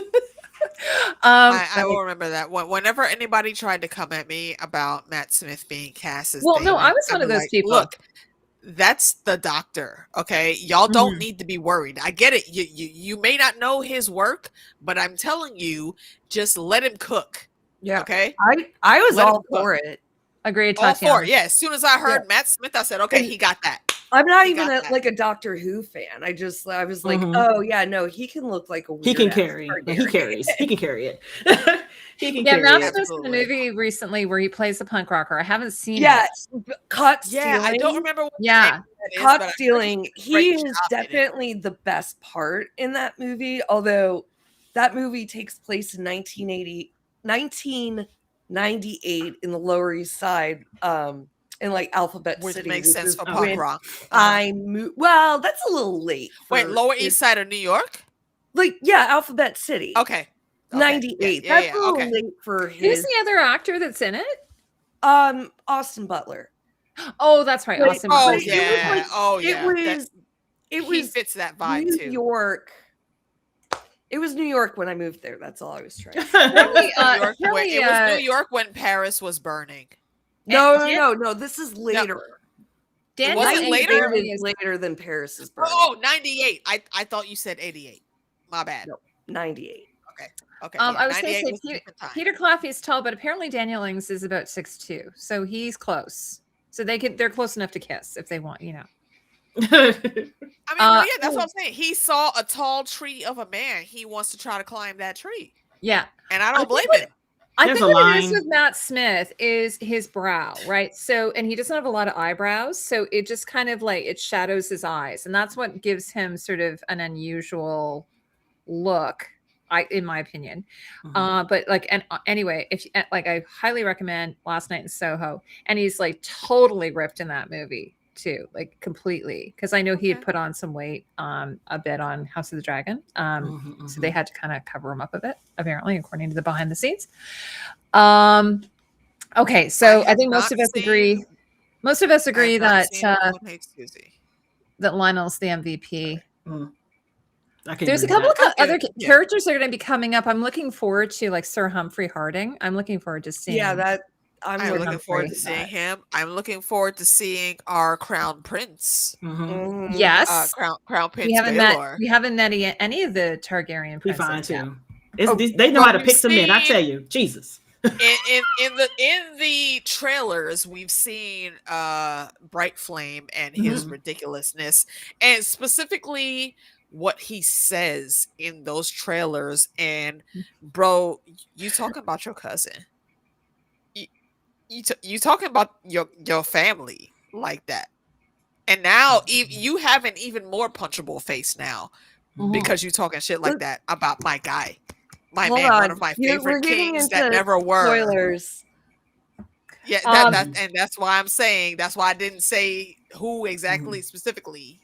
Yeah, The because name. I watched What the we're after talking stuff about. too. Someone was asking, though, has anyone watched the trailer for the next episode? I haven't watched it. I only saw like a season, like on this season. on. Yeah, I didn't know It's a that there season was ahead, right? Yeah, it's and it's pretty. I saw that, and I saw the trailer. It's a pretty. They show a lot. It's a bit spoilery. In that. Yeah, I was like, I wouldn't recommend watching it together now because it is spoiler.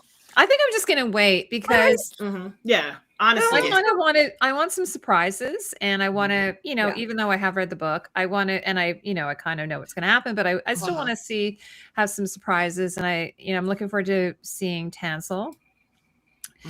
Tansel's too tall. She's not too tall for me. I think that's that actress, by the way, she's very tall as well. So Peter Claffey, I think he's 6'4", someone was saying. I think she's like 6'1" or 6'2", I think.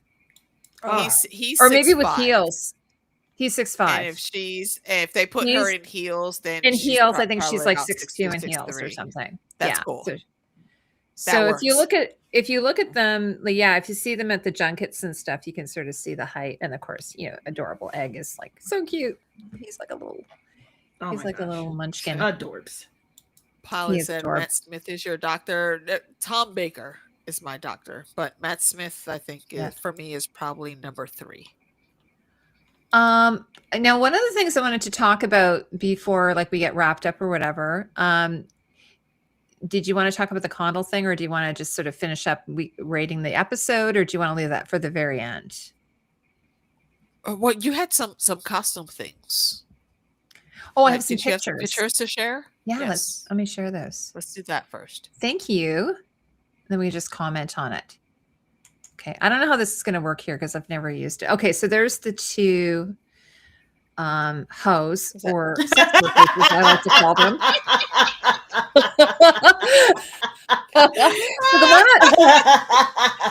Mind you, Heidi went from the beginning of this to saying, no, I will call them sex workers. To calling them. I just feel it's more respectful. And that's not a bad thing. I just think it's comical. It is. Yeah, but because people have been calling them hosts. But anyway, so here they are making, and kind of first meeting, I think. Yeah.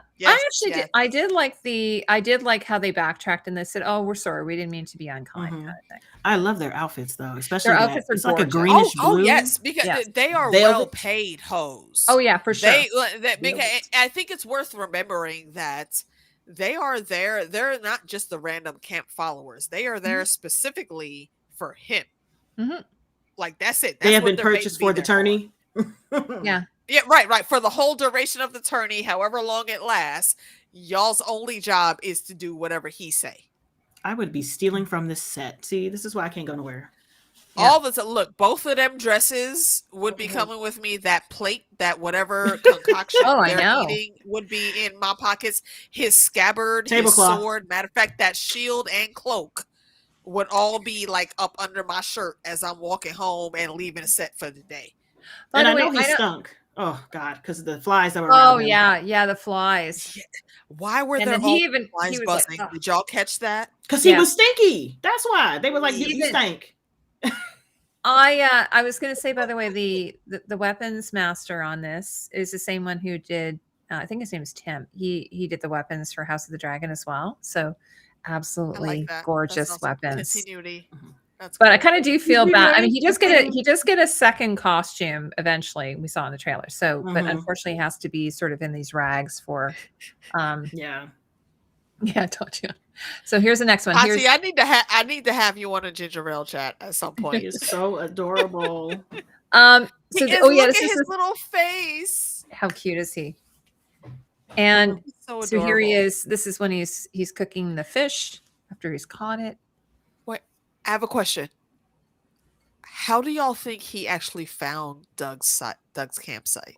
Probably by smell. Do you think there was a bit of Dragon Dreams going on there? Because nobody was watching Doug. Nobody knew where he went. Nobody was watching him. That's true. So I think he knew where the tournament was. And he's also very big. I feel like talking about Dragon Dreams with him at this point is a little extra. Yeah. Okay. I just feel like Dunk is super tall, and he was like, "That's right there." because he's like heads taller than everybody else. So, but he wasn't at the campsite when he got there though. So how did he know to go? You could see him coming to and from. Yeah, and he left 2 of the horses there. Mm-hmm. And I think also he probably arrived when it was daylight. I think, yeah, because he caught the fish. Yeah, but he had enough time to clean. He was pretty far away though from where the main place was though. They said it was like a day's ride. Yeah. So, he probably... Well, no, not how he got to like the main campsite. No, that's he got there in the wagon. That's understandable. Everybody knows where that's at. But to find where Dunk was camping specifically, there were no clues. I think this is just, I feel like he just saw him. We got to get them together. Like it's. I don't think it's really much. Did they mention it in the book? Like how we found it? No. I don't think it was this complicated in the books. No, I just felt like he was just tall and he had seen him. He's like clearly. Yeah. No, it's just that's possible. Yeah. That's my man. Look at him. Oh, so good. And also, okay, you know what? Actually, I will change what I said before because I forgot about this scene. When they pan back and they're both extremely tipsy in their cups and Dunk is wearing the horn helm, I feel like Stefan is the one that put it on his head. And we didn't get that scene, but my radar was going off and I feel like that's how it happened. By the way, I love the couple in the background there who are dancing like Stairway to Heaven. I like that too. So lovey-dovey. It's like the last holdouts of the night, doing the last dances. Yeah, well, because they have to wait until the Lord goes to bed. So it's kind of the last call. It reminded me of I can't remember whichever Harry Potter movie had the ball and like Goblet of Fire. Yeah, and like the second song, like this magic time. Yeah. That's where Hagrid danced with the giant. That's exactly the song that went through my head because my eyes after Sir Lionel went to the couple. Correct. By the way, there's a really great line that Lionel has where he says something about, you're going to be going up against these foes, and that's like worth something. Like even if you don't, even if you're not a very good knight yourself, like you'll be going up against, these amazing. And then he says, I'm actually very drunk. And then he doesn't go. I don't think he goes around the table. Doesn't he climb over the table? Like, doesn't he step onto the table? He does. Yeah. He climbs over the table and then like hits his antlers on a chandelier and apologizes to the chandelier. And that is and everyone that's still there has been watching. That's when the party is over because the Lord has now finally gone to bed. Yeah. Or and everybody started headed towards the door. Wherever he's going. Yeah. And there's all those chandelier, like those antler chandeliers, like Bex was mentioning. The decor, the production design on this, by the way, is just absolutely gorgeous. But it also just okay. Let me give a shout out to Miss Boots. I missed it when she came in. Hey, girl, I see you, boo. Sorry, what's that, Bex? The idea that they travel around with like this much stuff, like blows my mind. I know it's like a tournament and they're there for a little bit, but. They have a whole wagon to store the chandeliers. They've got a wagon for the chandelier. Yeah, they've got beams. Like it's not like it's like our kind of tent that we have in our modern time. They actually have beams to hold the tent up. Well, I camp with like Burning Man people, so like I'm not entirely surprised, but it's still. I mean, like our easy ups aren't anything like. Big wood beams. Absolutely. But also the furniture. They need the furniture. And like the rugs and the tablecloths and and all the food, like the food service, the goblets, all of that. The ceiling drapes. Speaking of food, when we first got into the tent situation, I said I would have been doing the exact same thing Dunk was doing, going around and checking everything on the buffet. I'm just Give minding me my one business. of everything, please Absolutely. and thank you. Well, there's that one scene actually where the Fossway boy says, "Are you hungry?" And he says, "Always." Always, yeah. That's how I see it. And he goes in, and there's a whole smorgasbord of foods he's never seen because he's never been in a High Lord's tent before. So yeah, he was going to buy it, trying one of everything, and that is the exact thing he should have been doing. Totally. So, and here is the pyrotechnics on this oh my scene. God. I hope they go into this in the next episode because it's worth seeing this. It's a what we'll tell you is put a pin in it, because if this doesn't come up like the full version of this in episode 2, I'm gonna send an angry email to somebody. Now, but when yeah, you were reading, this is really cool. See, I read the book after I saw the pictures. So when you were reading the book, were you imagining that the dragons were as massive as this? Or were you thinking they would be behind like a puppet? No, I thought it was just random puppets like on a stick. Yeah, I thought it was marionettes. Marionettes, yes. They upgraded this, and I like that they did that. Oh, I do too. I think it's amazing. And I think it's all practical, I believe. I don't think that they've used CGI. Definitely. Yeah, I don't think they had to CGI any of this. So cool. And then here, okay, so here is Dunk with Plumber, and when he bangs he just bangs his head. The kids aren't there. So here's like, this bro, scene. You banged your head coming in. You knew where the door was, the beam did not move. It going out. It was still there, sir. I think this is an example. I think that's an example of showing what it's like to be a tall person in a not so tall person's world. Yep. You know, Dunk the lunk. Dunk the lunk. He thick as a castle wall. Yeah, he plays that really well because like when they get into the conversation about him slouching, I didn't take it as him slouching more so, but he's used to trying to make himself small. And it manifests in it looking like he's slouching, but no, he's just trying not to be seen. But sir, because too big. He knows that's his station. Sorry. But like Lionel said, our laughing storm said, bro, the gods made you tall, motherfucker. Be tall. I love that. Just be that. You be you. Right, exactly. Be in your skin, bro.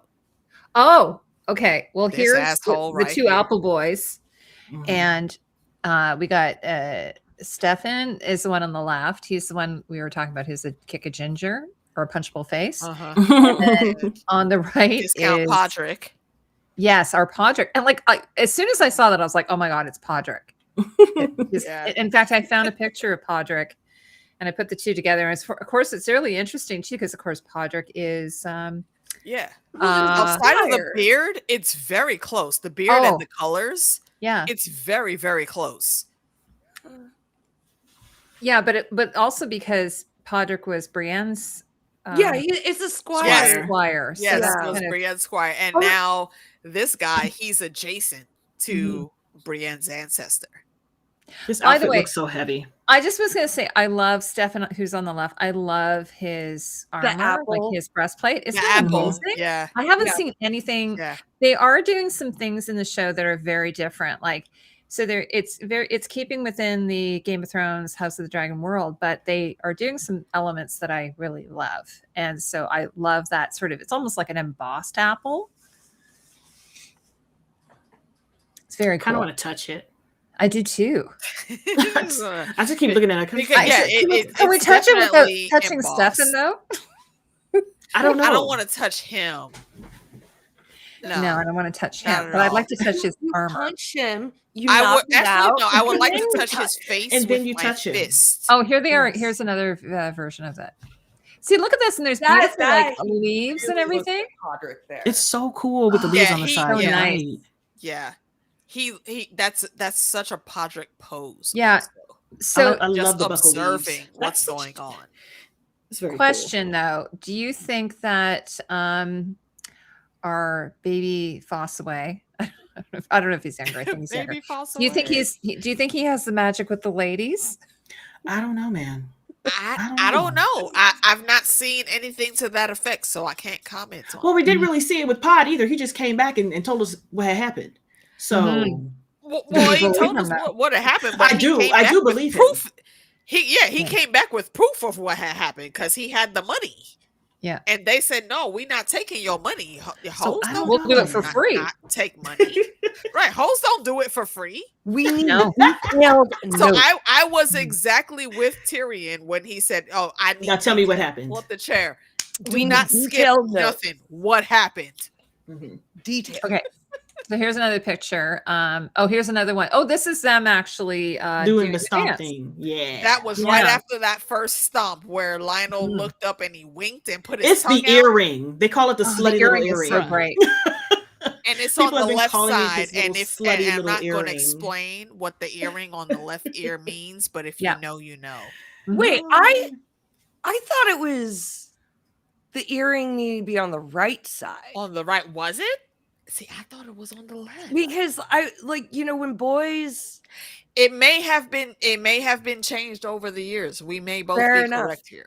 but I think we may both be correct here. he felt very piratey. Oh yeah, absolutely. He That's what I thought. he just, felt like, he not- was very Jack Sparrow, but for sure. I also yeah. think I think Jack actually Sparrow that is a was- bisexual queen as well. Yeah, I think Daniel Ing said that actually. I think Daniel Ing said that was the direction he was given, like Jack Sparrow, and then there was another character I can't remember, but yeah, for sure he's definitely got that Pirates of the Caribbean. I know some people here, I'm sure, familiar with Bruce Campbell from The Evil Dead. Yes, He's yes, got yes, such a Bruce absolutely. Campbell chin.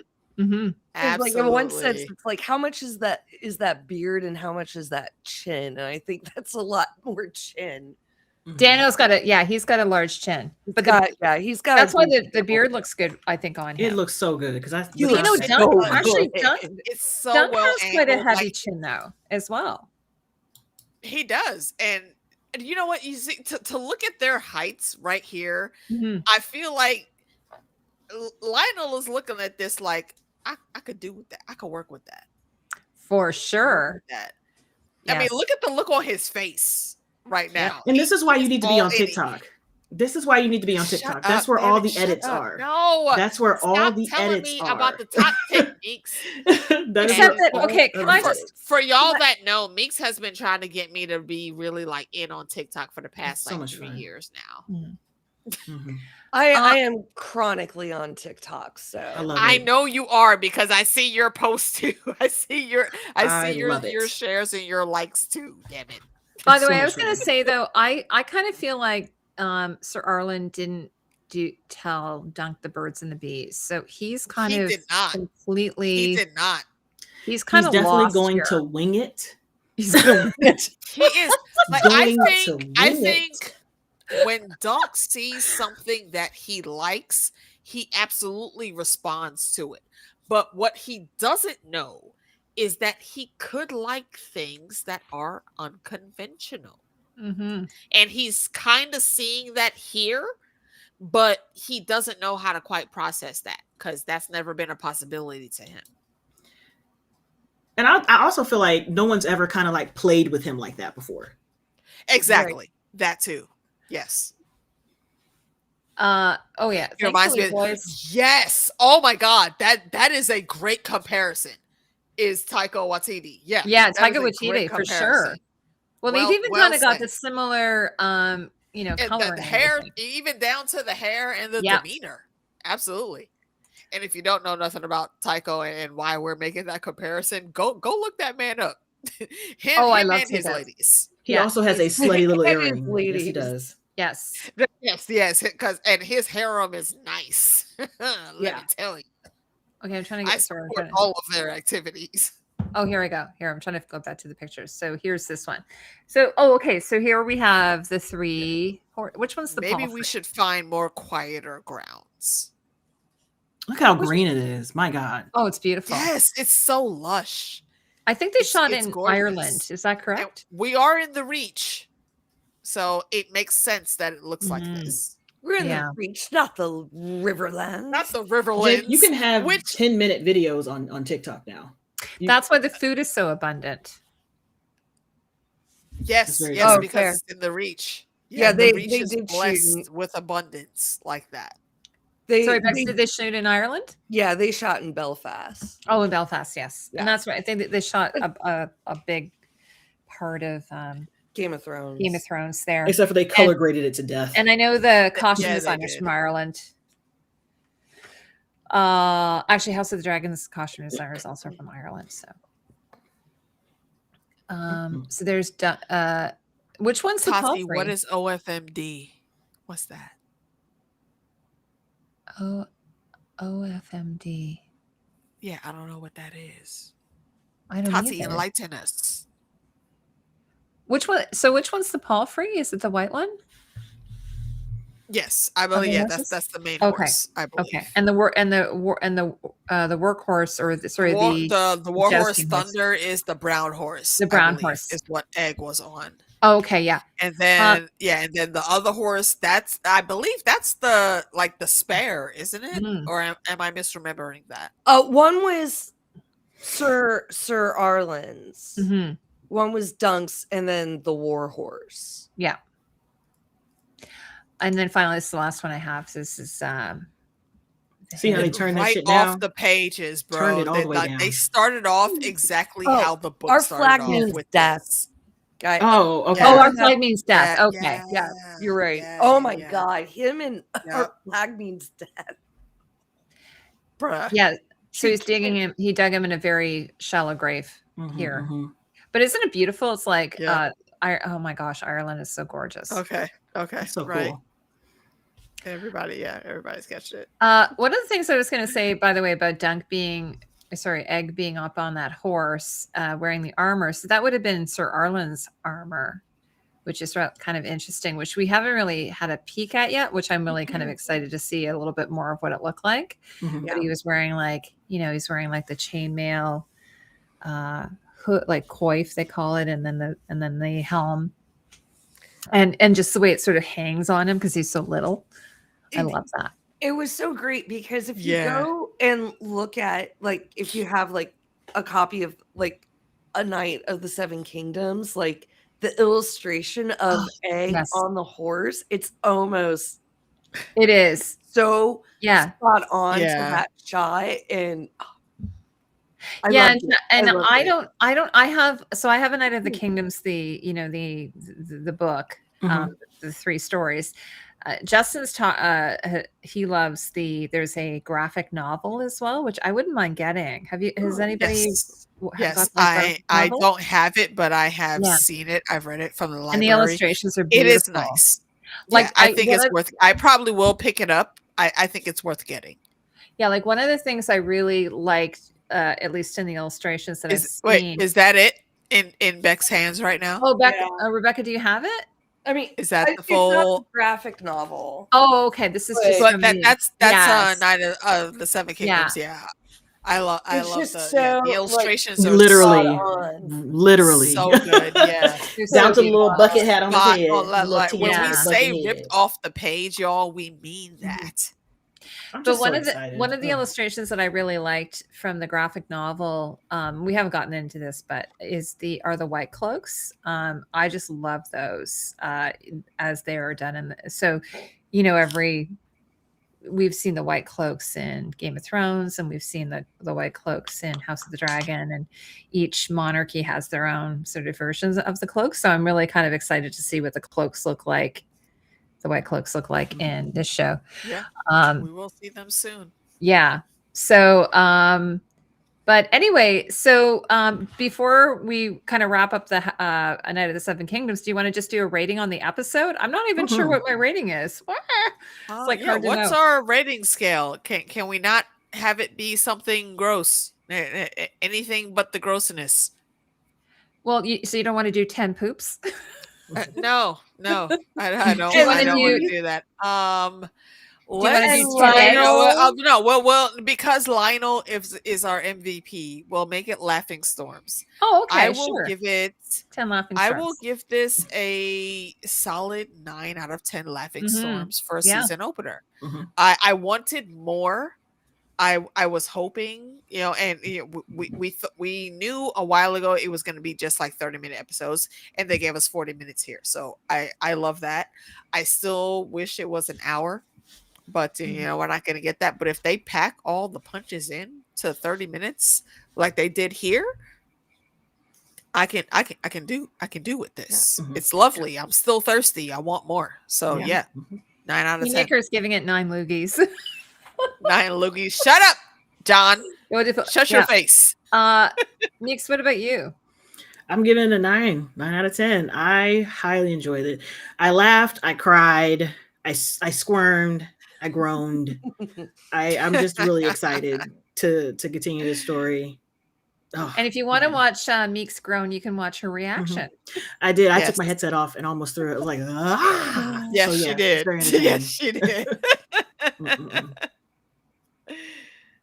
I do have to say there is one thing I was because I've become such a bird nerd in my the fact that it was like a proper like European Robin. That I was watching, yes, and not like an American Robin. It's the not same with there's the leaves. Anything wrong with the American Robin? It's the same with like the weirwood leaves or like sycamore leaves, and not like maple leaves, like which is American, right? So I always think that's really good. So Bex, what about you? How many laughing storms do you give it? I give it 9 laughing storms. I would give it 10 if I saw a little bit more of the laughing storm. Okay. Listen, hold on. Wait. I know Meeks is gonna get this reference. I don't know if you two ladies were, but we see what you did there, Haymaker. Everyone's doing their own rating system. You guys kill me.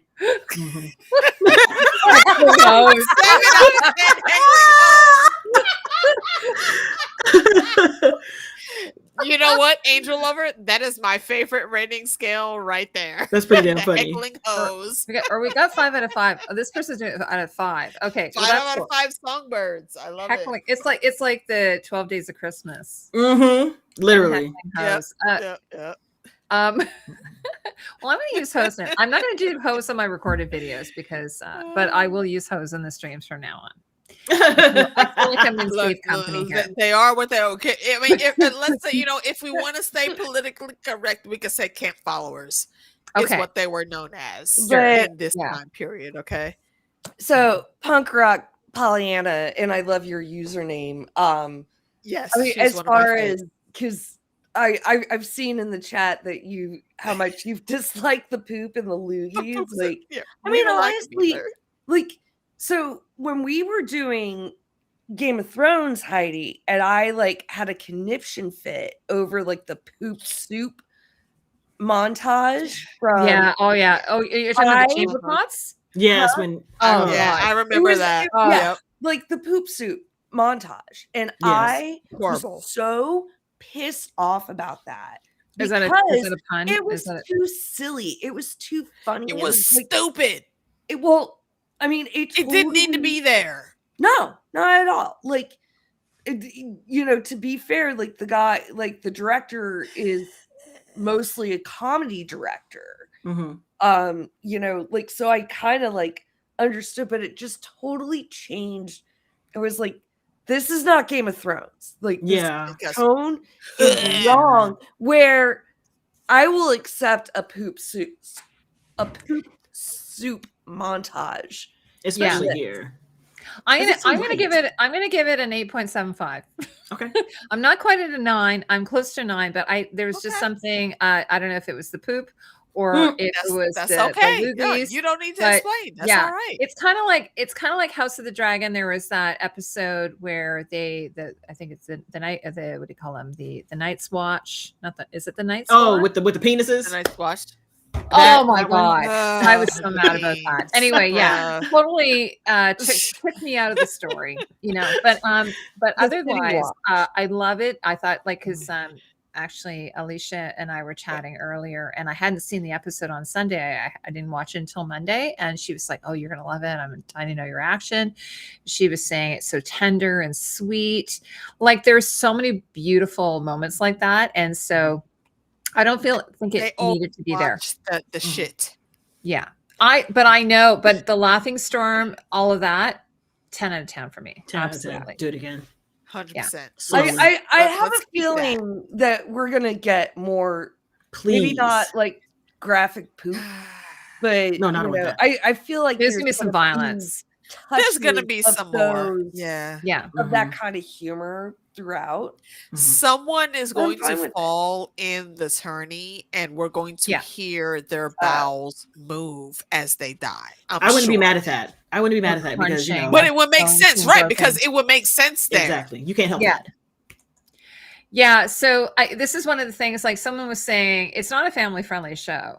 It's definitely an adult show, but it's a lighter fare. Like it's a more lighthearted version of the show. And there's real heart there. And I think already with the cast, we're so lucky to have this wonderful cast. Inappropriate dances.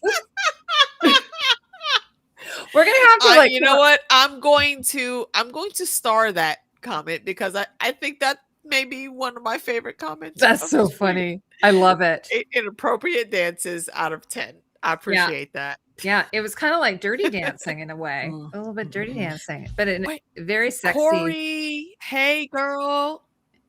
Yes, she's an 8.7. So Corey girl and I are kind of aligned. I think we're aligned. Okay, so now that we have that out of the way, we haven't watched the trailers for next week. Yes, you had a couple more things. Yes, we're going to talk. So we wanted to talk a little bit about some drama. First off, is there anything you're excited to see next week? Do you have any anticipation about next week? Do you know what we're going to be seeing? I think it's called Salted Beef or something is the name of it.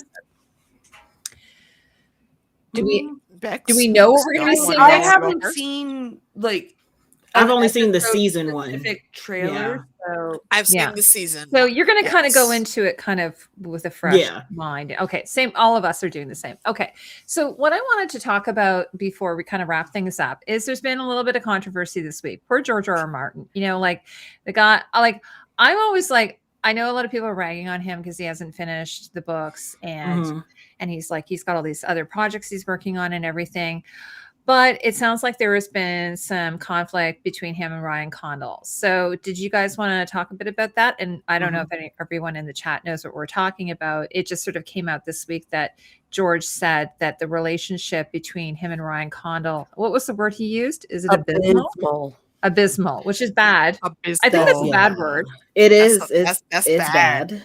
So, and I'm like, what the hell is going on? Yeah. So do you guys want to comment on this? Like, I kind of feel bad about it because, it's probably, like it's meant to be sort of a behind the scenes thing. And now it's kind of reared its ugly head in public, but there was a little bit of stuff going on. I think last year, George had posted on his blog about the butterfly effect or something. But so what do you guys understand? I'm also very irritated for George because I understand what he's trying to do. He's trying to make sure that it stays as close to the book as possible. And when you're in TV land, sometimes they'll be like, well, we need to put something here to grab your attention or do something like that. They want to change it to and George doesn't like when things are changed. I don't mind it enhancing the story, but when you remove stuff and smash characters together, it's confusing. I mean, but the problem with House of the Dragon from day one, it was never going to be just making Alicent the same age and them friends. Totally, it's a totally different story.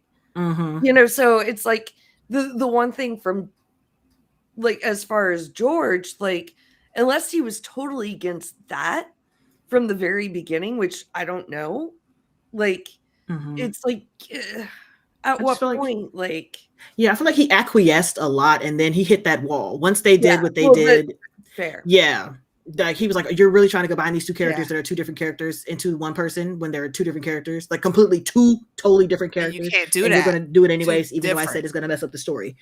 Fine. Yeah, he's like 2 tiers, right? For Game of Thrones, for sure, there are definitely advantages to doing that, when you're adapting such a massive source material. Hi, Jackie. Hey, Hi, Jackie. Jackie. Miss your Like, Facebook. you know, like at some point, like, yeah, you're gonna have to condense characters. You're gonna have to condense storylines. Now at the beginning, we're not talking about like once they get into like totally removing major plot points. But you know, I mean, but the thing with House of the Dragon, it's like the source material isn't that dense. You know, where it's like, you know, they're definitely there's a lot of leeway, but it's like then you take the extra leeway. Yeah, then you just completely turn the car down a side road, and we're like we were on a road that was close like, to the road that we needed to be. We're supposed to be going now that we're way. over here. Like, where do we go? And even why are we over you here? know, but also I could see on the same side where it's like we need to make a relationship between Alicent and Rhaenyra, like, because if they don't have like this kind of connection, then the back and forth and then the push and pull like of them, just like, oh, they're just like, it's not gonna matter. Yeah, I understand that. Like, it doesn't have like that heartbreak. That's why I feel bad for him. So I understand what he's makes trying to do, but Yeah. it's just like y'all are bumping heads too much, and y'all. I wish you guys could come to a compromise that benefited both of you.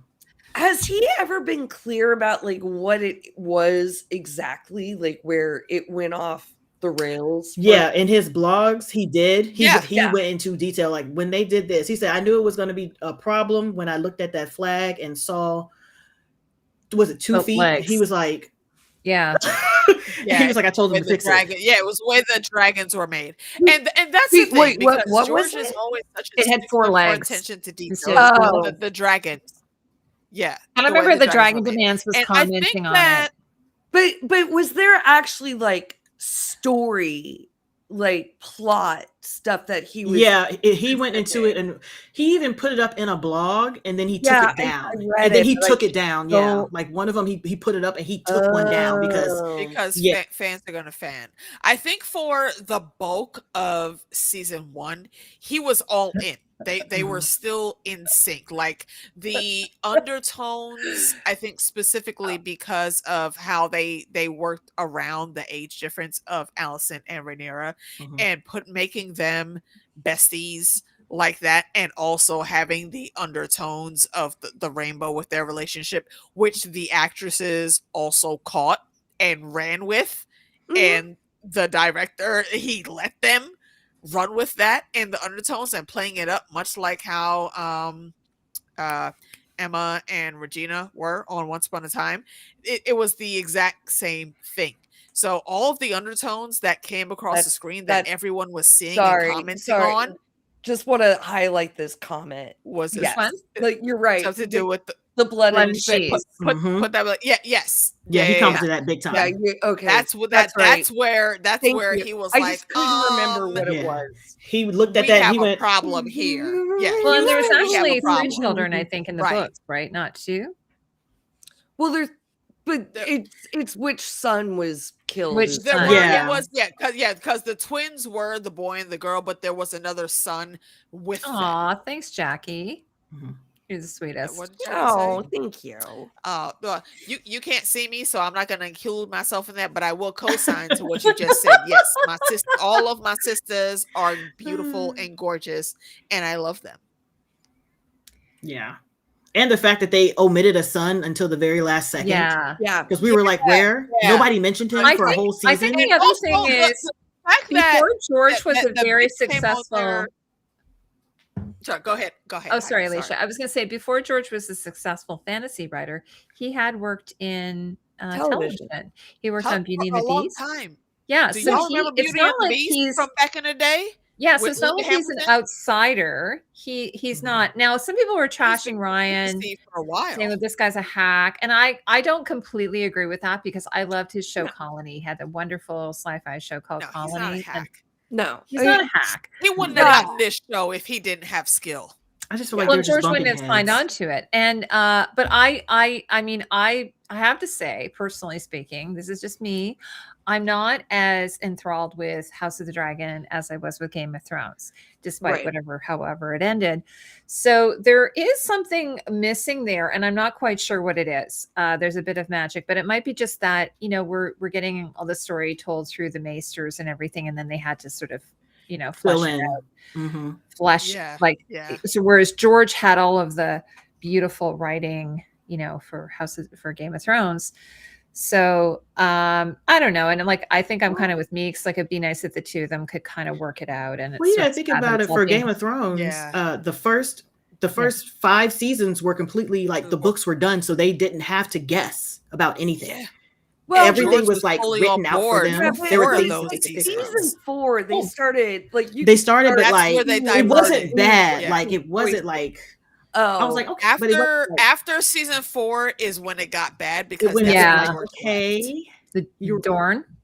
Yeah, you were like, okay. Yeah. I will always have beef with them about this because the fact that you got Dr. Bashir on here to play this important role, and then you let me know that you dropped 3 full episodes of Dorne plot that were supposed to be in there, and we all knew what those plots were supposed to be, but the folks that had not read the source material were like, it didn't matter. No, you assholes, it did matter. Dorne had such an important role, and we're back here again because all of this nonsense is happening, and y'all could have just followed the script. You really could have made more episodes. At this point, I think the problem was that you needed more episodes. Yeah. I was going to say, so Minx says, I remember Beauty and the Beast, and it's funny because Minx, you're watching. Sarah Connor was Sarah Connor. Exactly. So Linda Hamilton was in it. She played Beauty, and Ron Perlman was the Beast. And it was so funny because the other night I'm watching Fallout, and I'm like, and then it rolls to the credits. I'm like, oh my God, that was Ron Perlman was in this. So I was so excited. Ron Perlman's in Fallout. I haven't. I feel like you would appreciate this. I have the full seasons on DVD of Beauty and the Beast. Oh wow! It was one of my favorite childhood shows. Ron and Perlman it was out to age myself. It was out when I was 10 in the 80s. Was it post Sarah Connor, or was it? Did you say, or is it after? It was pre-Sarah. It was pre-Sarah Connor. Pre-Sarah Connor. I feel like it was in the 90s. Wait. Oh no. The first Terminator was really early. Yeah. It was. I feel like it was in the 90s. One was 79, wasn't it? Yeah. But it's so funny because has anybody even watched? Did anyone watch the season finale or the series finale of Stranger Things? Yes. And Linda Hamilton. And I was like, first off, I'm like, who the fuck put that wig on her? Listen. Put that fucking wig off her. They did. Linda Hamilton shows up. Linda Hamilton's wig? Yeah, but anyway, she's so they brought her in because they just loved her so much, obviously. And they threw a wig on her. That was because she is an 80s icon. Absolutely. She's absolutely an 80s icon. Yes. So real quick. Sorry, go ahead, Bex. Terminator was 84. Beauty and the Beast started in 87. Okay. Oh, it's 87. Okay. So it's not that far after. So so George has been working, and he worked on other shows too. That's just one I can remember. And I believe he is also credited with the whole Borg situation of Star Trek because he was a writer for Star Trek for. Okay. So he. The hive mind that we know he has from some of his other books, that's where it manifested in sci-fi was with the Borg. And I remember one of his short stories was done, I think, on was it Outer Limits or one of those shows, like the one about it was something with a hive mind too. I can't remember what it was. But anyway, so he's been Teachy was 1990. Yeah, I've been watching all these. By the way, I've been watching all these old movies with my teenage boys. It's so fun. It's so fun to watch. I would love to hear how they reacted to some of those older movies. They love them. They absolutely love them. Yeah, if y'all didn't know, Heidi is a mom of 2 young teenage boys. 17 and 19. Yes, but Okay, so this is really exciting, and they're going to be showing. I guess there's like an anniversary maybe of Star Wars. They're going to be showing Star Wars in like March or April in the theaters. They're going to be putting it in theaters. Mm-hmm. So I said to my kids, "Okay, guys, like, are you up for On the this?" big screen. And they're like, "Yeah, I would love to go see." Like, I took my son to see Jaws in the theater. Like, I got tickets to the screening of Jaws in the theater. And there was this one scene in Jaws, and I've seen it so many times. Hey, I actually jumped out of my seat because I don't think I've ever seen it in a theater. And just having that theater experience is so amazing. So anyway, it's I'm going on. scurry. Yes, the Sand Kings. Yes. So it's with That's what it is. it's with one of the Beau Bridges, I think, was what played the main character in it. That sounds accurate. And it's this guy who has like, I think they're like nanobots or something that form, or they're like creatures that he thinks like he's like the lord over them. And then of course, it's going bad. You know what's a good thing for you guys? So if you're interested in any of George's like previous book works and whatnot, go over to Preston Jacobs' channel and check out his Thousand Worlds playlist, because one thing that George has always said is like all of his stories are in the same world except for one or two. The Ice Dragon is one of them that is not in the Thousand Worlds or in the Game of Thrones world, even though it sounds like it should be. It's not. Yeah. There's, by the way, there's oh no, I'm thinking I'm thinking the new Twilight Zone, which I was thinking it was a new Twilight Zone, but actually I think it might be there's another show that Rod Serling did after the Twilight Zone, and it's about where an earwig goes into the person's ear and then it lays eggs. No. In their brain. What? No. I don't want it. No. I don't want that. Anyway, it's just like one of the most iconic episodes. But no, thank you. Okay, sorry guys. Yes, I'm taking thank you. No. We have 3 vetoes on the panel. Yeah. Okay, sorry about that. Did anyone watch the first season of The Pit? I haven't seen it. I heard it's amazing. What is that? I mean, it's I don't know what that is. What is it? It's the hospital show where it all takes place in one day, like it's an hour in the same day. It's an hour in the same day with Noah Wiley from ER. Yeah, I don't know if that's his real name, but that's what I call him. Noah Sterling is his name, I believe. No, it's Wiley. It's Wiley. I only know. I know that Noah Wiley. Yeah, I know that. His character's name is Noah Sterling. No. Because I was thinking about his character in ER, and sometimes I call him his character's name in ER for his real name. I don't even forever be that. Yeah, there was one, like, it's all in an ER at a hospital in Pittsburgh, and there is definitely one where they like pulled a roach out of someone. I can't. How do you even let that be in your ear, Lord Jesus? Bruh, nah. No, I've watched some. I watched some ear cleaning videos. In the theme of what Mink is saying, I feel like we could just cut that combo off, like, because I agree. Yeah. I don't want none it. of the crawlies. My husband's aunt. She used to be a nurse, and she always used to tell these really horrible stories about people coming in. Stories. Yeah. No. Yeah. By the way, I'm watching a show called The Artful Dodger. I don't know if anyone's seen it, but it's shot in Australia. It takes place in Australia. It's a continuation of Dodger, but the actor who's in it is like Jojen from Game of Thrones. Is it Jojen? Oh, Jojen Reed. Yeah. Talking about? Or the his name, but I remember him from Doctor Who. No, that's Chuck Hart. Not even Doctor Who. He's like the one. He travels with Bran. He was in like Love Actually, the little kid with the drums. That's how I remember. The kid, the older boy Simon from Nanny McPhee is who. Yes, Jojen exactly. was. So he's playing Dodger, and then the Fagin is the actor from Harry Potter. Sorry, I can't remember his name. Which actor? Oh my god, I don't know. Ron? Rupert Grint? No, it's one of the professors. But anyway, it's actually really good because I'm interviewing the costume designer for it. So, is that the one you have set up next?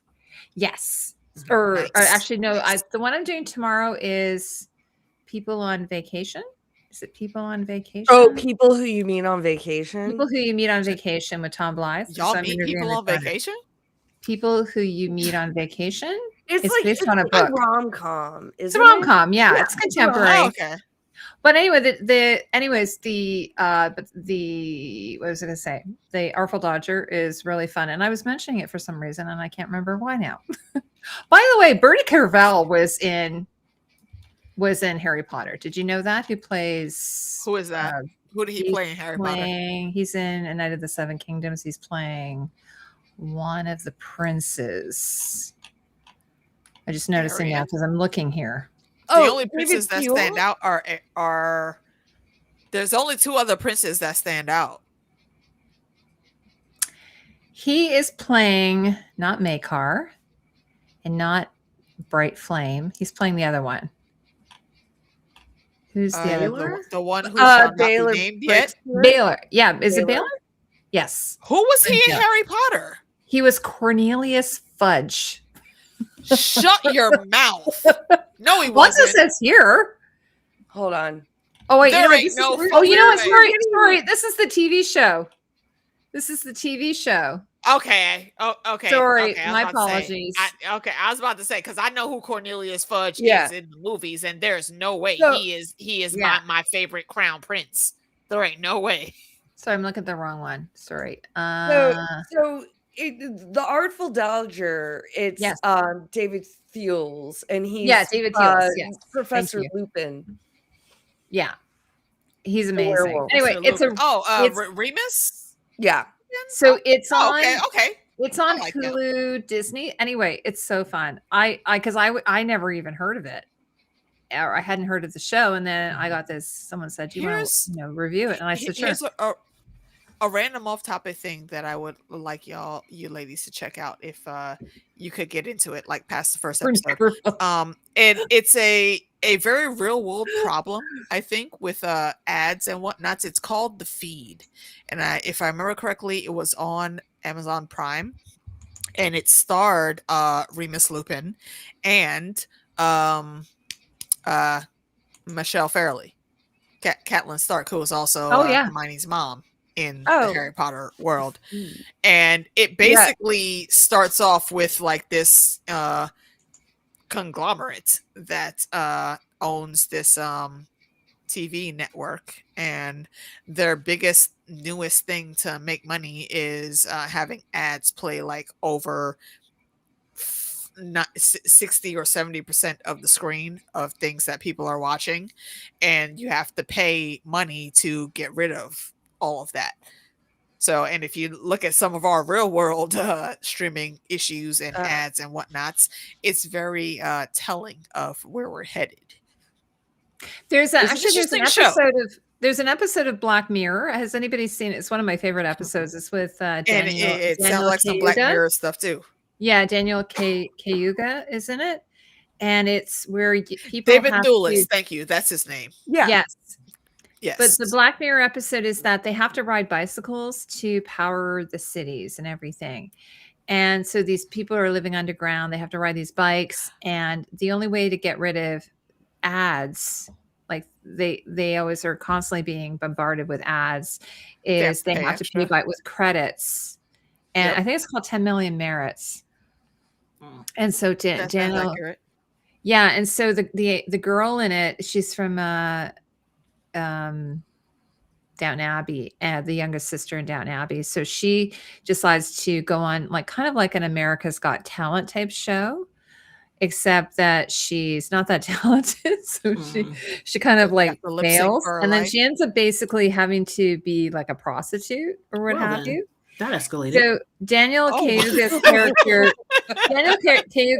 character kind of rails against the system, like he tries to rail against this sort of, I guess it's like a dystopia or something. Anyways, it's a great episode.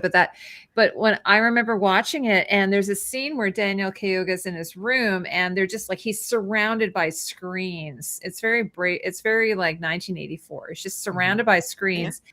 And so the only way to get rid of the ads, like he swipes them, is he has to pay a certain amount of credits. Like he can swipe them away. Yeah. to a certain extent, but eventually he has to pay to not get those ads. And I was like, it was before sort of this YouTube thing. So it was like, wow, that is like so. And also that's been one of my favorite conspiracy theories of ever is, media and, books, TV shows, movies and whatnots have been telling us what's happening for a long time now. And we just ain't been paying attention. Yeah. But to what Chris is saying here, yes, I will be doing I haven't watched that trailer yet because I will be doing a reaction to it. The old school version of Masters of the Universe, as cheesy as it was, is still one of my favorite childhood things of random messiness to watch.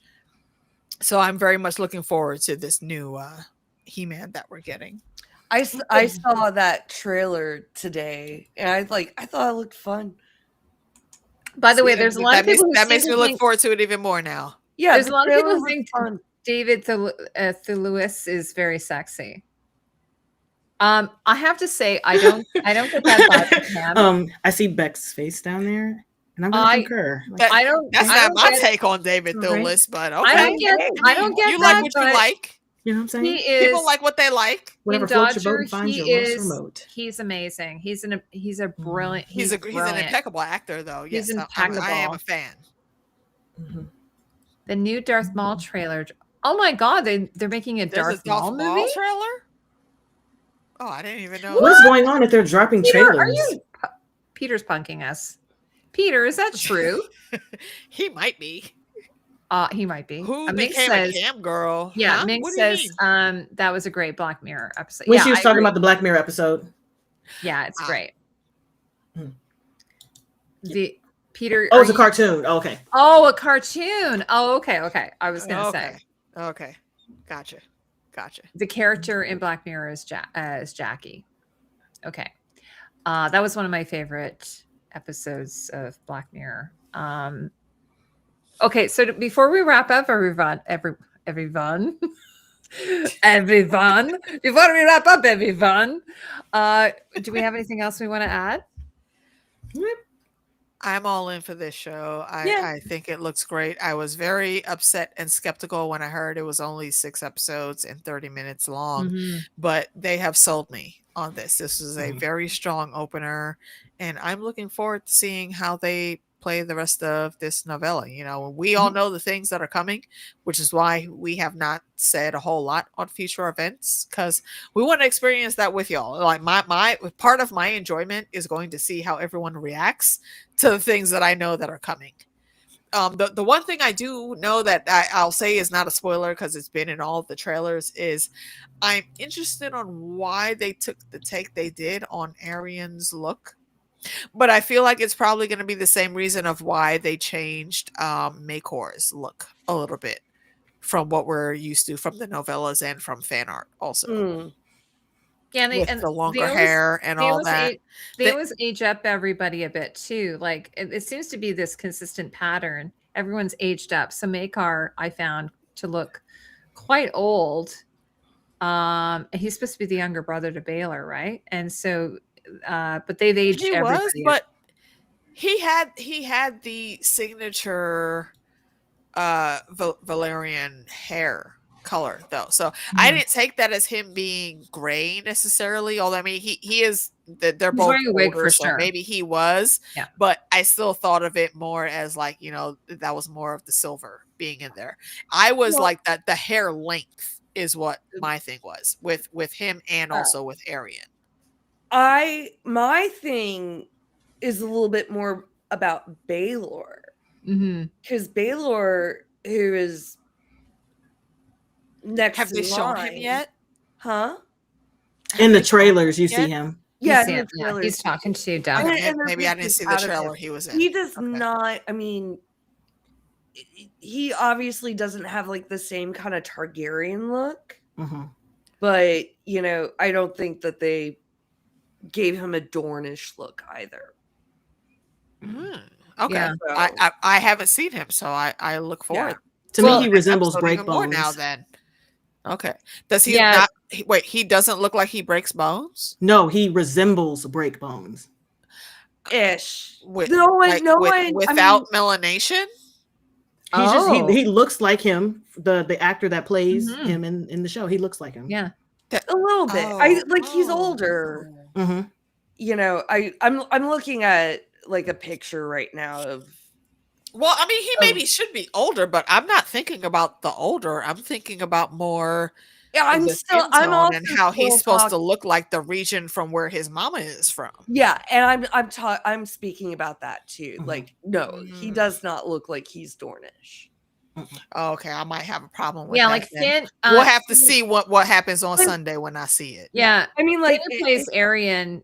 They've just used his own hair, I believe. I don't even think he's wearing a wig. I think they've bleached his hair. They should have put him in a wig. You know what? There's been so many criticisms of wigs, and I don't. I kind of, and that's probably what it was. They got tired of hearing us saying, "Y'all bitches look cheap." Like, you know, so Peter Coffey's, like, for instance, what is it? Someone was saying, we were talking about Stranger Things. They used wigs in Stranger Things way more than they needed to. Yeah, I was just like, to. why are you doing that? Like, and so in so many cases, like Charlie, like they used a wig on Charlie. Apparently, and 80s needs wigs now. they were so bad. Anyway, so I think that they were just so afraid of using wigs. So unless they absolutely had to wear a wig, like for instance, Manfred Dondarrion's wearing a wig, and there was actually like the one actress was wearing a red wig, and I was like, oh, I think that's supposed to look like a wig though. Like it's like she then takes like it off, right? In the next scene she was in, like so she's like wearing she had her hair braided up or what have you, just to change it up, whereas as opposed to it looking natural. So I don't know, it's kind of hard. So I think in the case of Arian, they did choose to just use the actor's hair, I believe. I just feel like the short hair makes him look more bratty. Yeah. Well, and I'm looking at a picture and it's like, you're probably right, Heidi, but it's like his hair didn't do well with the bleach. It's like, no, like they just bleached it like a week before filming. Yeah, someone posted a picture of him on Reddit, like wearing, like they kind of photoshopped him wearing a wig. Except the wig that they photoshopped him in looked blonde. It wasn't like Targaryen, kind of like silvery kind of thing. So I don't know. I kind of like, I've tried to sort of not like, I think the thing that was most egregious for me were the sorry, help me, AK, with the one family that their hair looked like a mop. The Valerians? The Valerians, yeah. That to me was just like, Whereas the other one, and then Jace's wig, Jace, that and then I think they deduced his natural hair, right? In the following season, because he just cut it or something like that, and they were like, "Why did you do that?" So he had to put it in a wig. Usually, that's in their contract; they're not allowed to do that. Actually, my God, don't do it again, because that was. I worked with an actress one time, and she actually she was cast for the role, and then she showed up and she had lost 40 pounds. And the director's like, the fuck? Wait, I didn't cast you.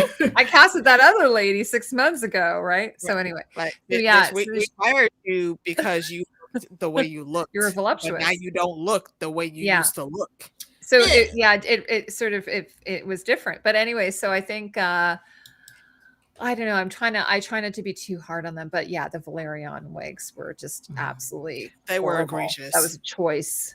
You know, especially there was one, who's that one girl? She's so cute, and they put that big thing on her head, like she had a big mop on her head, like Raina.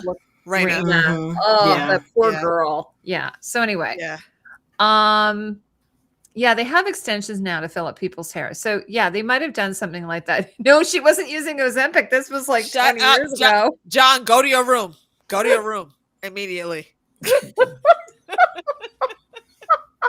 That's so funny. By the way, I can't say it. I was going to say something about a family member, but I won't. So in case you seeing this, you know they watch it. They secretly watch it. Stop it. You might watch it later, and I don't want to out anybody in my family. Okay, so other than that, so we're really excited. We're going to meet up again next week, right? And we're going to do this same time, same bat channel. And we're all watching the show. Hopefully everyone in the chat has enjoying the show so far. I'm actually shocked that we've been talking for 2.5 hours about a half-hour show. Listen, for 40 minutes. This is what nerds do. I'm not mad at us. I'm not either. I'm not judging us, not even a little bit. That's what happened. Okay, awesome. This is what we do. Okay, so do we feel good at? Is this a good place to leave things, and maybe we can just go around and everyone can do a little? I think it is. Okay. And I'm not saying Meeks. Haymaker is trying to press me now. I'm not saying my lips are sealed. I've had a couple of glasses of wine, so I'm in my cups now. I can't be answering any questions. I don't feel like you're in your cups because I've seen you really fully truly in your well cups. You know why? It's because I'm mixing it with soda water because I have to work tomorrow. Yeah So I'm doing it's a school night. It's a school night. Exactly. We can't be.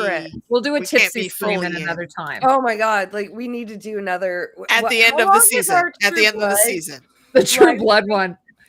We should totally do a weekend stream. Wait, y'all did True Blood show already? By the way, I have one of my friends, Jed. We're gonna do. We're gonna rewatch Rain. Did you say 5 hours? We're gonna rewatch Rain, yeah, and then we're gonna do a review. Wait! Hold on, Meeks. What's the longest stream you've done with me? Because I don't think we've gotten to 5 hours yet, but I feel like me, Heidi, and Beck saying 5 hours, that's short. We've done compared to I feel like it's only been maybe 4 hours. Maybe I feel like it was one of the you sweet summer child. I feel like I did a 24-hour live stream with Justin. We have done in on that. That was like I fell asleep in my chair. I have too much to do. I have entirely too much to do. I passed out in my chair. And luckily, it wasn't live on YouTube anymore. It was okay. Wait, hold on. You know what? If I can swing it the right way, I will have the trivia master come on here with us for at least one episode this season. Oh, do it! I'll link all three of us up. We'll do a triple stream if we can. Well, can we do a Night of the Seven Kingdoms themed?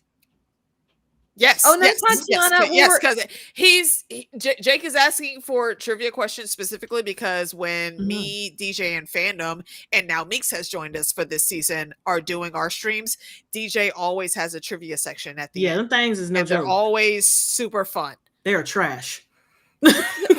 It's only because you have not started taking notes and I'm not gonna take notes. Questions and stuff. Do you understand what I'm saying? I'm not gonna. I myself don't take notes half the time, but I still participate. This is like high school. I'm gonna wing it.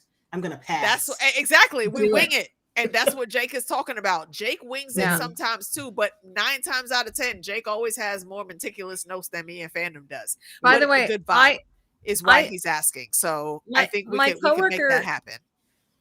Oh, sorry, Lisha, I'm talking over you. That was rude. And yes, Jake, me and Meeks are still going to do Stranger Things. Yes. Amazing. One day. No, I was going to say my coworker, she did this game. It was so fun.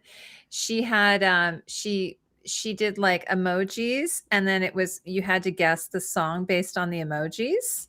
And they were rock, classic rock, most of them. That's awesome. And I fucking nailed it. I was so happy. We did it during a morning meeting.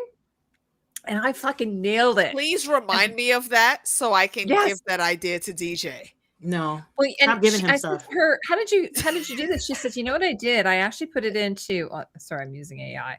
She put it into ChatGPT. Sorry, it's AI. Apologies. So she said, can you give me the emojis for like living on a prayer or whatever the songs were, right? And then it would give her the the emoji representation for the song, and that's how she did it. So it was so fun though. We did that in the morning meeting. I'm doing next week's morning meeting for my work, so I have to come up with something fun like that. I would never. But anyway, I was so proud of myself because I consider myself, you guys probably don't know this, but I'm a classic rock diva. So who are your people? Who are my people? Bands?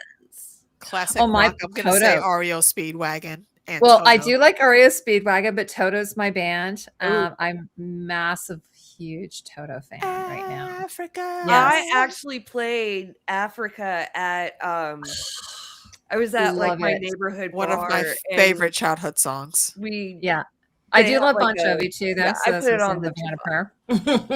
Who doesn't Yeah, but- love Bon Jovi? But I'm just like my yeah, absolutely. So no, I just love, and I love yacht rock a bit. Like yacht rock is kind of my thing too. So that's my other little 70s. I don't know what I that like- is, but okay. Yacht rock is like Yeah, music you listen to while you're on a yacht drinking a cocktail.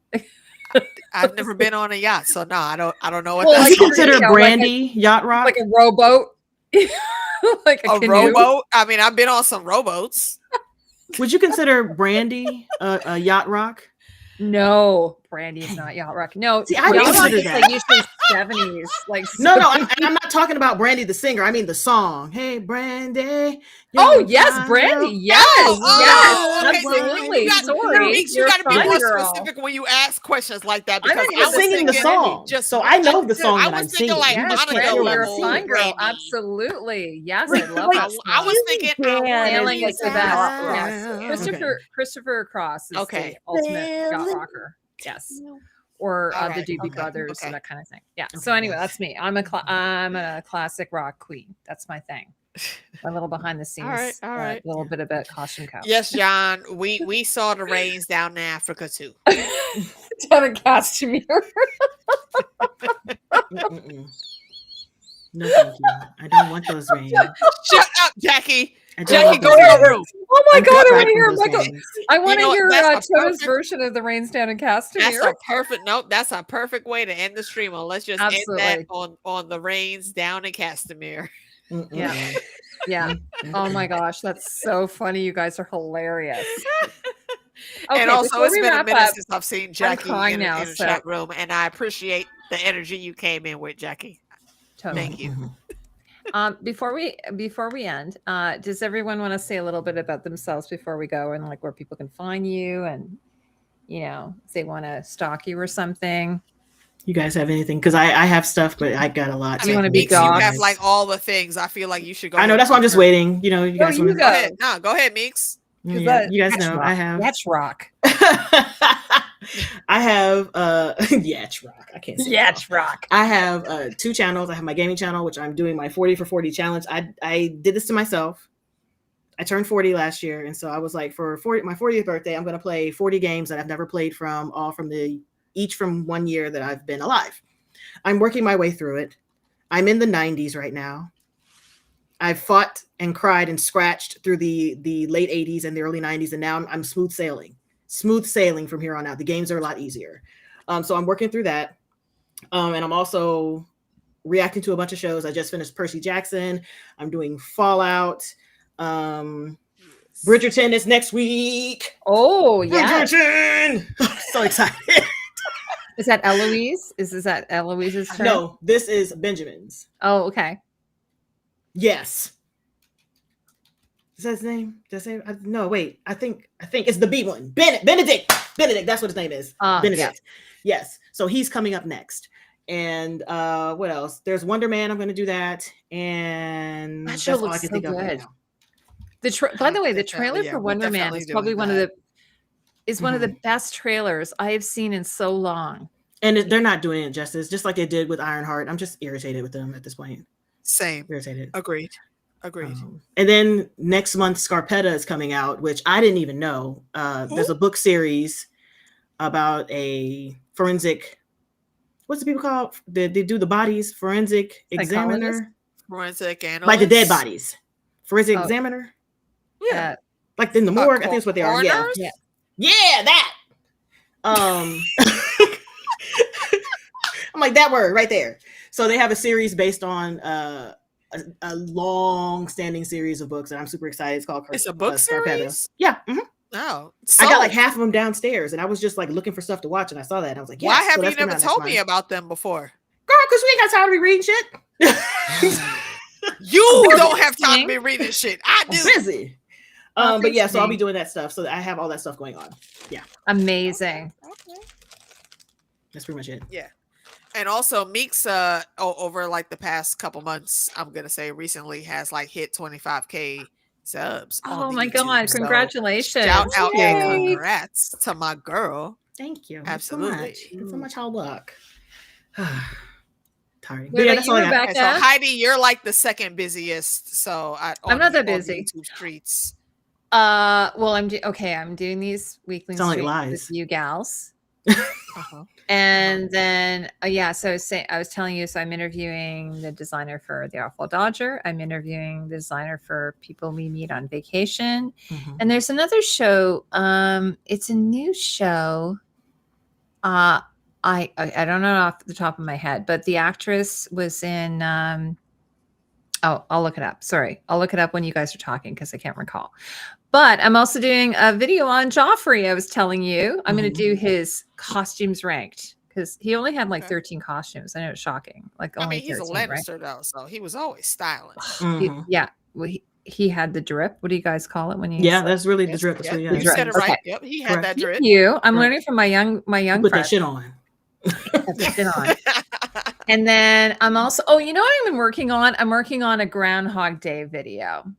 Yes. I love Groundhog Day, and it's coming up. So I thought, you know what? I'm going to do a Groundhog Day video, and it's contemporary. Well, I guess by now it's not contemporary. It's so they're wearing, but I love it because they're in those outfits like for multiple days. Bill Murray, yeah, Andy McDowell, and Chris Elliott.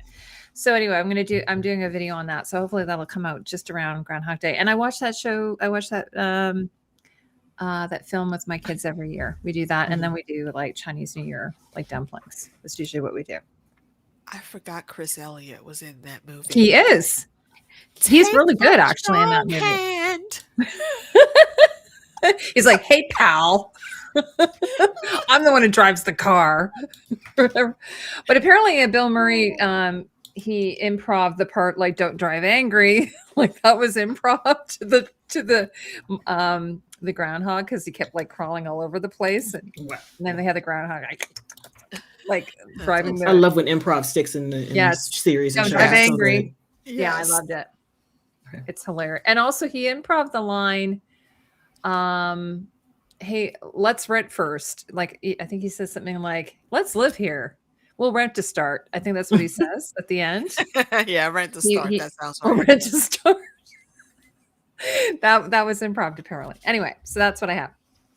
See? Back over to you, All AK. Right, yeah, and you said not busy. Well, I'm not. Like, I'm not really that busy. Okay, we'll go with that. Okay. What I will be doing coming up is more streams with these ladies for A Night of the Seven Kingdoms for the season. You'll see us here locked in. We'll have some other different guests floating in throughout the season for the next 6 weeks, 5 weeks now. Tomorrow, actually, myself, Meeks, DJ, and Fandom will be on DJ's channel and also on mine if we can get it synced up correctly to talk about season 2 Fallout episode 3. And that's going to be a vibe. If you have watched Fallout, then you want to come along for that, and it's going to be a good time. Coming up, we have more Fallout. We will be doing Stranger Things. I took basically like half of November and like the whole of December off. So yeah, we have a lot of shows to catch up on, but they are coming. Yeah, that's about it. So just set your notifications and stay tuned. We have a lot of things. Oh, the other show I'm reviewing, by the way, or I'm interviewing the designer, is called I Love LA. So it's that is on HBO. It's HBO, yes. Okay, yeah, I know that the lady who does like the animated voice or something that's her daughter who's in that. Oh, okay. I know what you're talking about. Because the curly hair. The actress who is in it, Rachel, she actually, I was going to say, she was in. I interviewed the designer for another movie she was in. Let's see if I can figure it out here. Sorry to ramble on here. Is it a Zion? Shiva Baby. So yeah, sorry, she was in a movie called Shiva Baby. Has anyone seen that? It was really good. Anyway, I interviewed the designer for that, and anyway, so this is like one of these shows that she's written and is starring in, kind of thing. So I saw that because I loved her in Shiva Baby. So I'm going to be interviewing the designer. Her name is Christina Flannery. Awesome.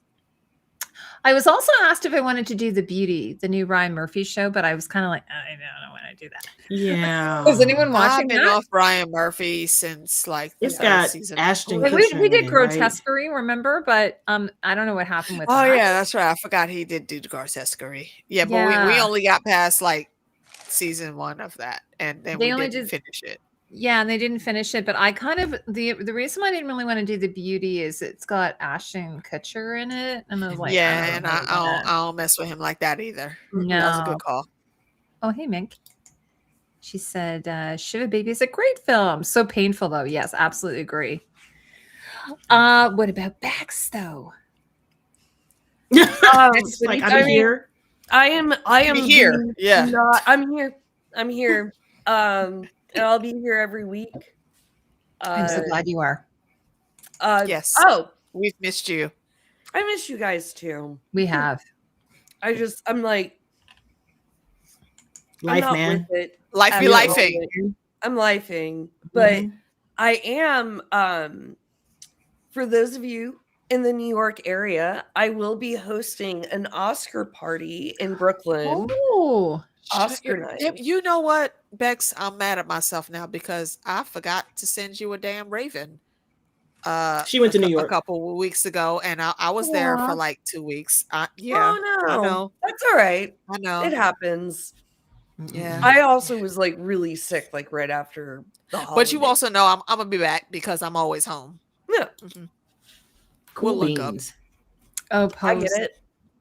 But yeah, I think that's kind of like my head's been more in like the film space Mhm. in the last like I mean, that's where you work. well, I mean, no, I work in television, but I mean, I That's work in still- unscripted that's still television, filming. so Eh. but yeah, I've been, really deep in the movies, and the next couple months we'll definitely be catching up on all the Oscar stuff that I have not seen. Okay, cool beans. I will say You have to watch Sinners if you haven't watched Sinners. You have oh, to I watch watched Sinners. Sinners. Oh, Okay, good. good. Okay. The only problem is Okay. I didn't see Sinners in the theater. I went and I saw didn't either. Yeah. I saw it 3 times. My AK sent it. Or sorry, I shouldn't say that. AK advised me to watch May it. have possibly Arg. told you to watch it on a certain thing. And Arg. then my son Allegedly. said, my son said, Mom, I want to see this in the theater. So we went and watched it in the yeah, theater. no, It is theater worthy. when it was out, Yeah. between being busy, but also like the theater chain that I go to, the workers were on strike. Oh, that'll do it. Oh no. And then Yeah. and kind of obviously I live in New York, there are other Mhm. theater chains, but it was just kind of a weird summer. So Thanks, I've Peter, I seen will. it. Huh? Oh, sorry. Peter was saying, I'm watching The Beauty Costumeco. Check out that. Oh, first yeah, that one. Yeah, that's on the list already, right?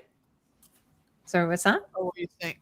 Didn't you say The Beauty was on your list of things to watch, or were you staying away from that initially? No, that's the Ryan Murphy one, isn't it? I'm not going to watch it if it's got Justin or if it's got Yeah. Ashton what's his name? Kutcher. Ashton Kutcher. Yeah, I'm not going to watch that. I mean, Right, like right. Ryan Murphy, like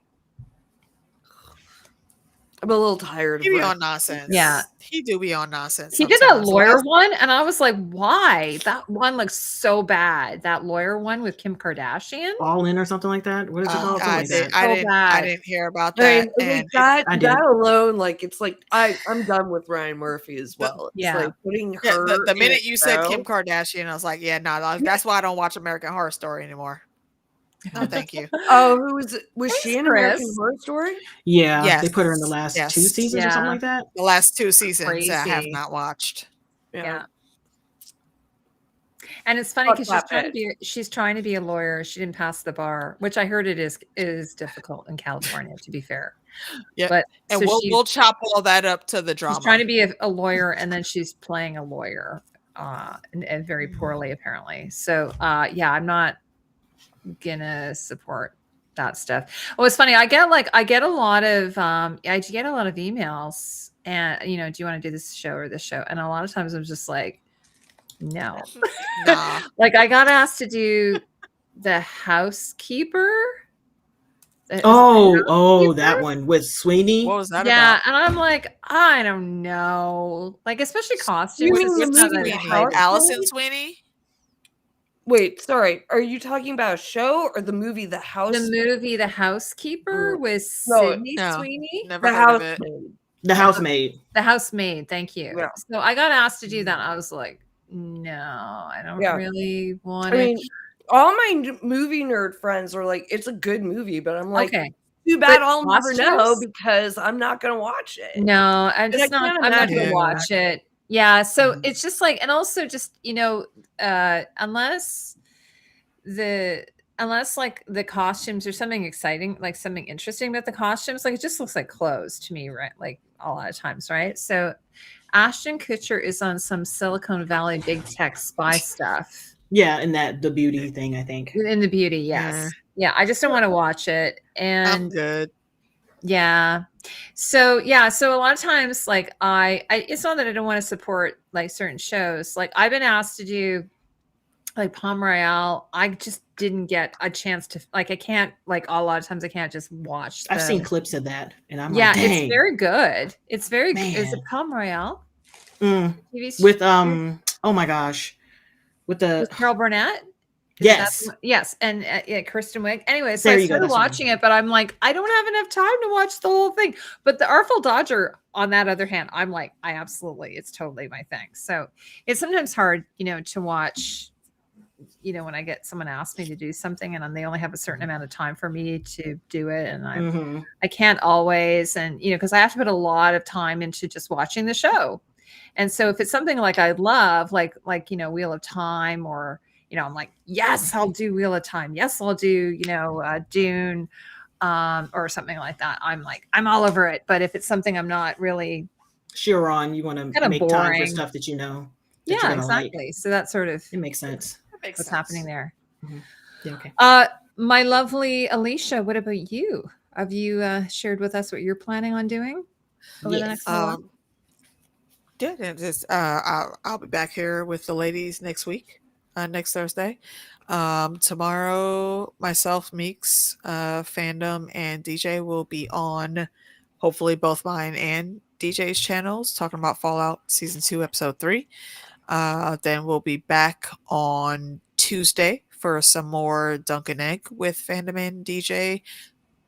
Hopefully double stream, but if not, either way, on Thursday we'll be back here with Heidi and the ladies for a double stream. And we'll be keeping it going. Just set your notifications. Me and Meeks will be doing our backlog of things over the next few months with the new things added in coming up.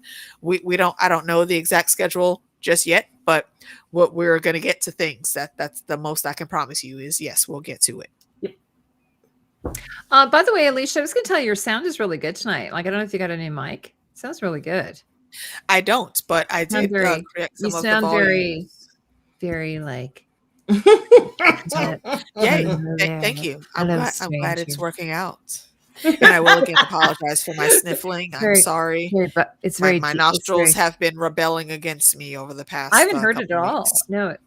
I was going to say we should get Fandom on here too. We should ask Fandom to come. I will ask his schedule. He does work the third shift, so it is hard sometimes to get him on later past like 10:30. But I will see what I can do. Okay, sounds good. So, I personally just want to thank everyone for coming tonight. You were like the funniest, smartest group of persons. Always a pleasure. Yeah, we really appreciate you, and your comments are so great. Someone earlier was saying, "Oh, I'm sorry, I'm talking so much." No, we love it. We love it. Keep talking. We want you to be here and sharing and all that. And Peter, you're always a riot, and I always appreciate you. And yes, but anyway, yeah, lovely comments. And I was going to say, by the way, Ambrosia, yeah, absolutely, like king of yacht rock for me. Someone mentioned that earlier. Ambrosia, I love Ambrosia. I'm like always watching them on YouTube. I'm such a weird nerd. And my It's Toto. always so much fun hanging with you guys. Thank you Thanks so much. So we're going to be here next week at 8 p.m. EST and doing episode 2, which I think it's salted beef, but I'm not sure. Salted meat or something. Cool beans. Yeah. Okay. And if you want to watch, Meeks is going to be doing a reaction to it, so you can watch her all the many stages of grief or hopefully it's joyous levity and entertainment. Many stages. Hopefully it's not grief. No, hopefully it's joyous laughter and entertainment. Exactly, for sure. Okay. Well, thanks so much, everybody. Are we, Alicia? Are we done? Hey, I didn't see you come in. Who came in? Dominica. Dominica, hello. yes, I did not see when she got here. Welcome. Thank you for being here. Appreciate all of you guys. I know I have not been as active, like specifically in my chat, but that's because I wanted to make sure we were all in where everyone was. So thank you everyone for being here. Everyone that was in Heidi's chat, everyone that was in my chat. It's always great hanging with all of you. Thank you for making the combo so fun for us. Absolutely. We appreciate all of you. Thank you so much. Okay, so I'm ending the stream. We'll see you next week. Bye, everybody. Bye. Oh, come through on Sunday and watch with me if you don't have anybody to watch with.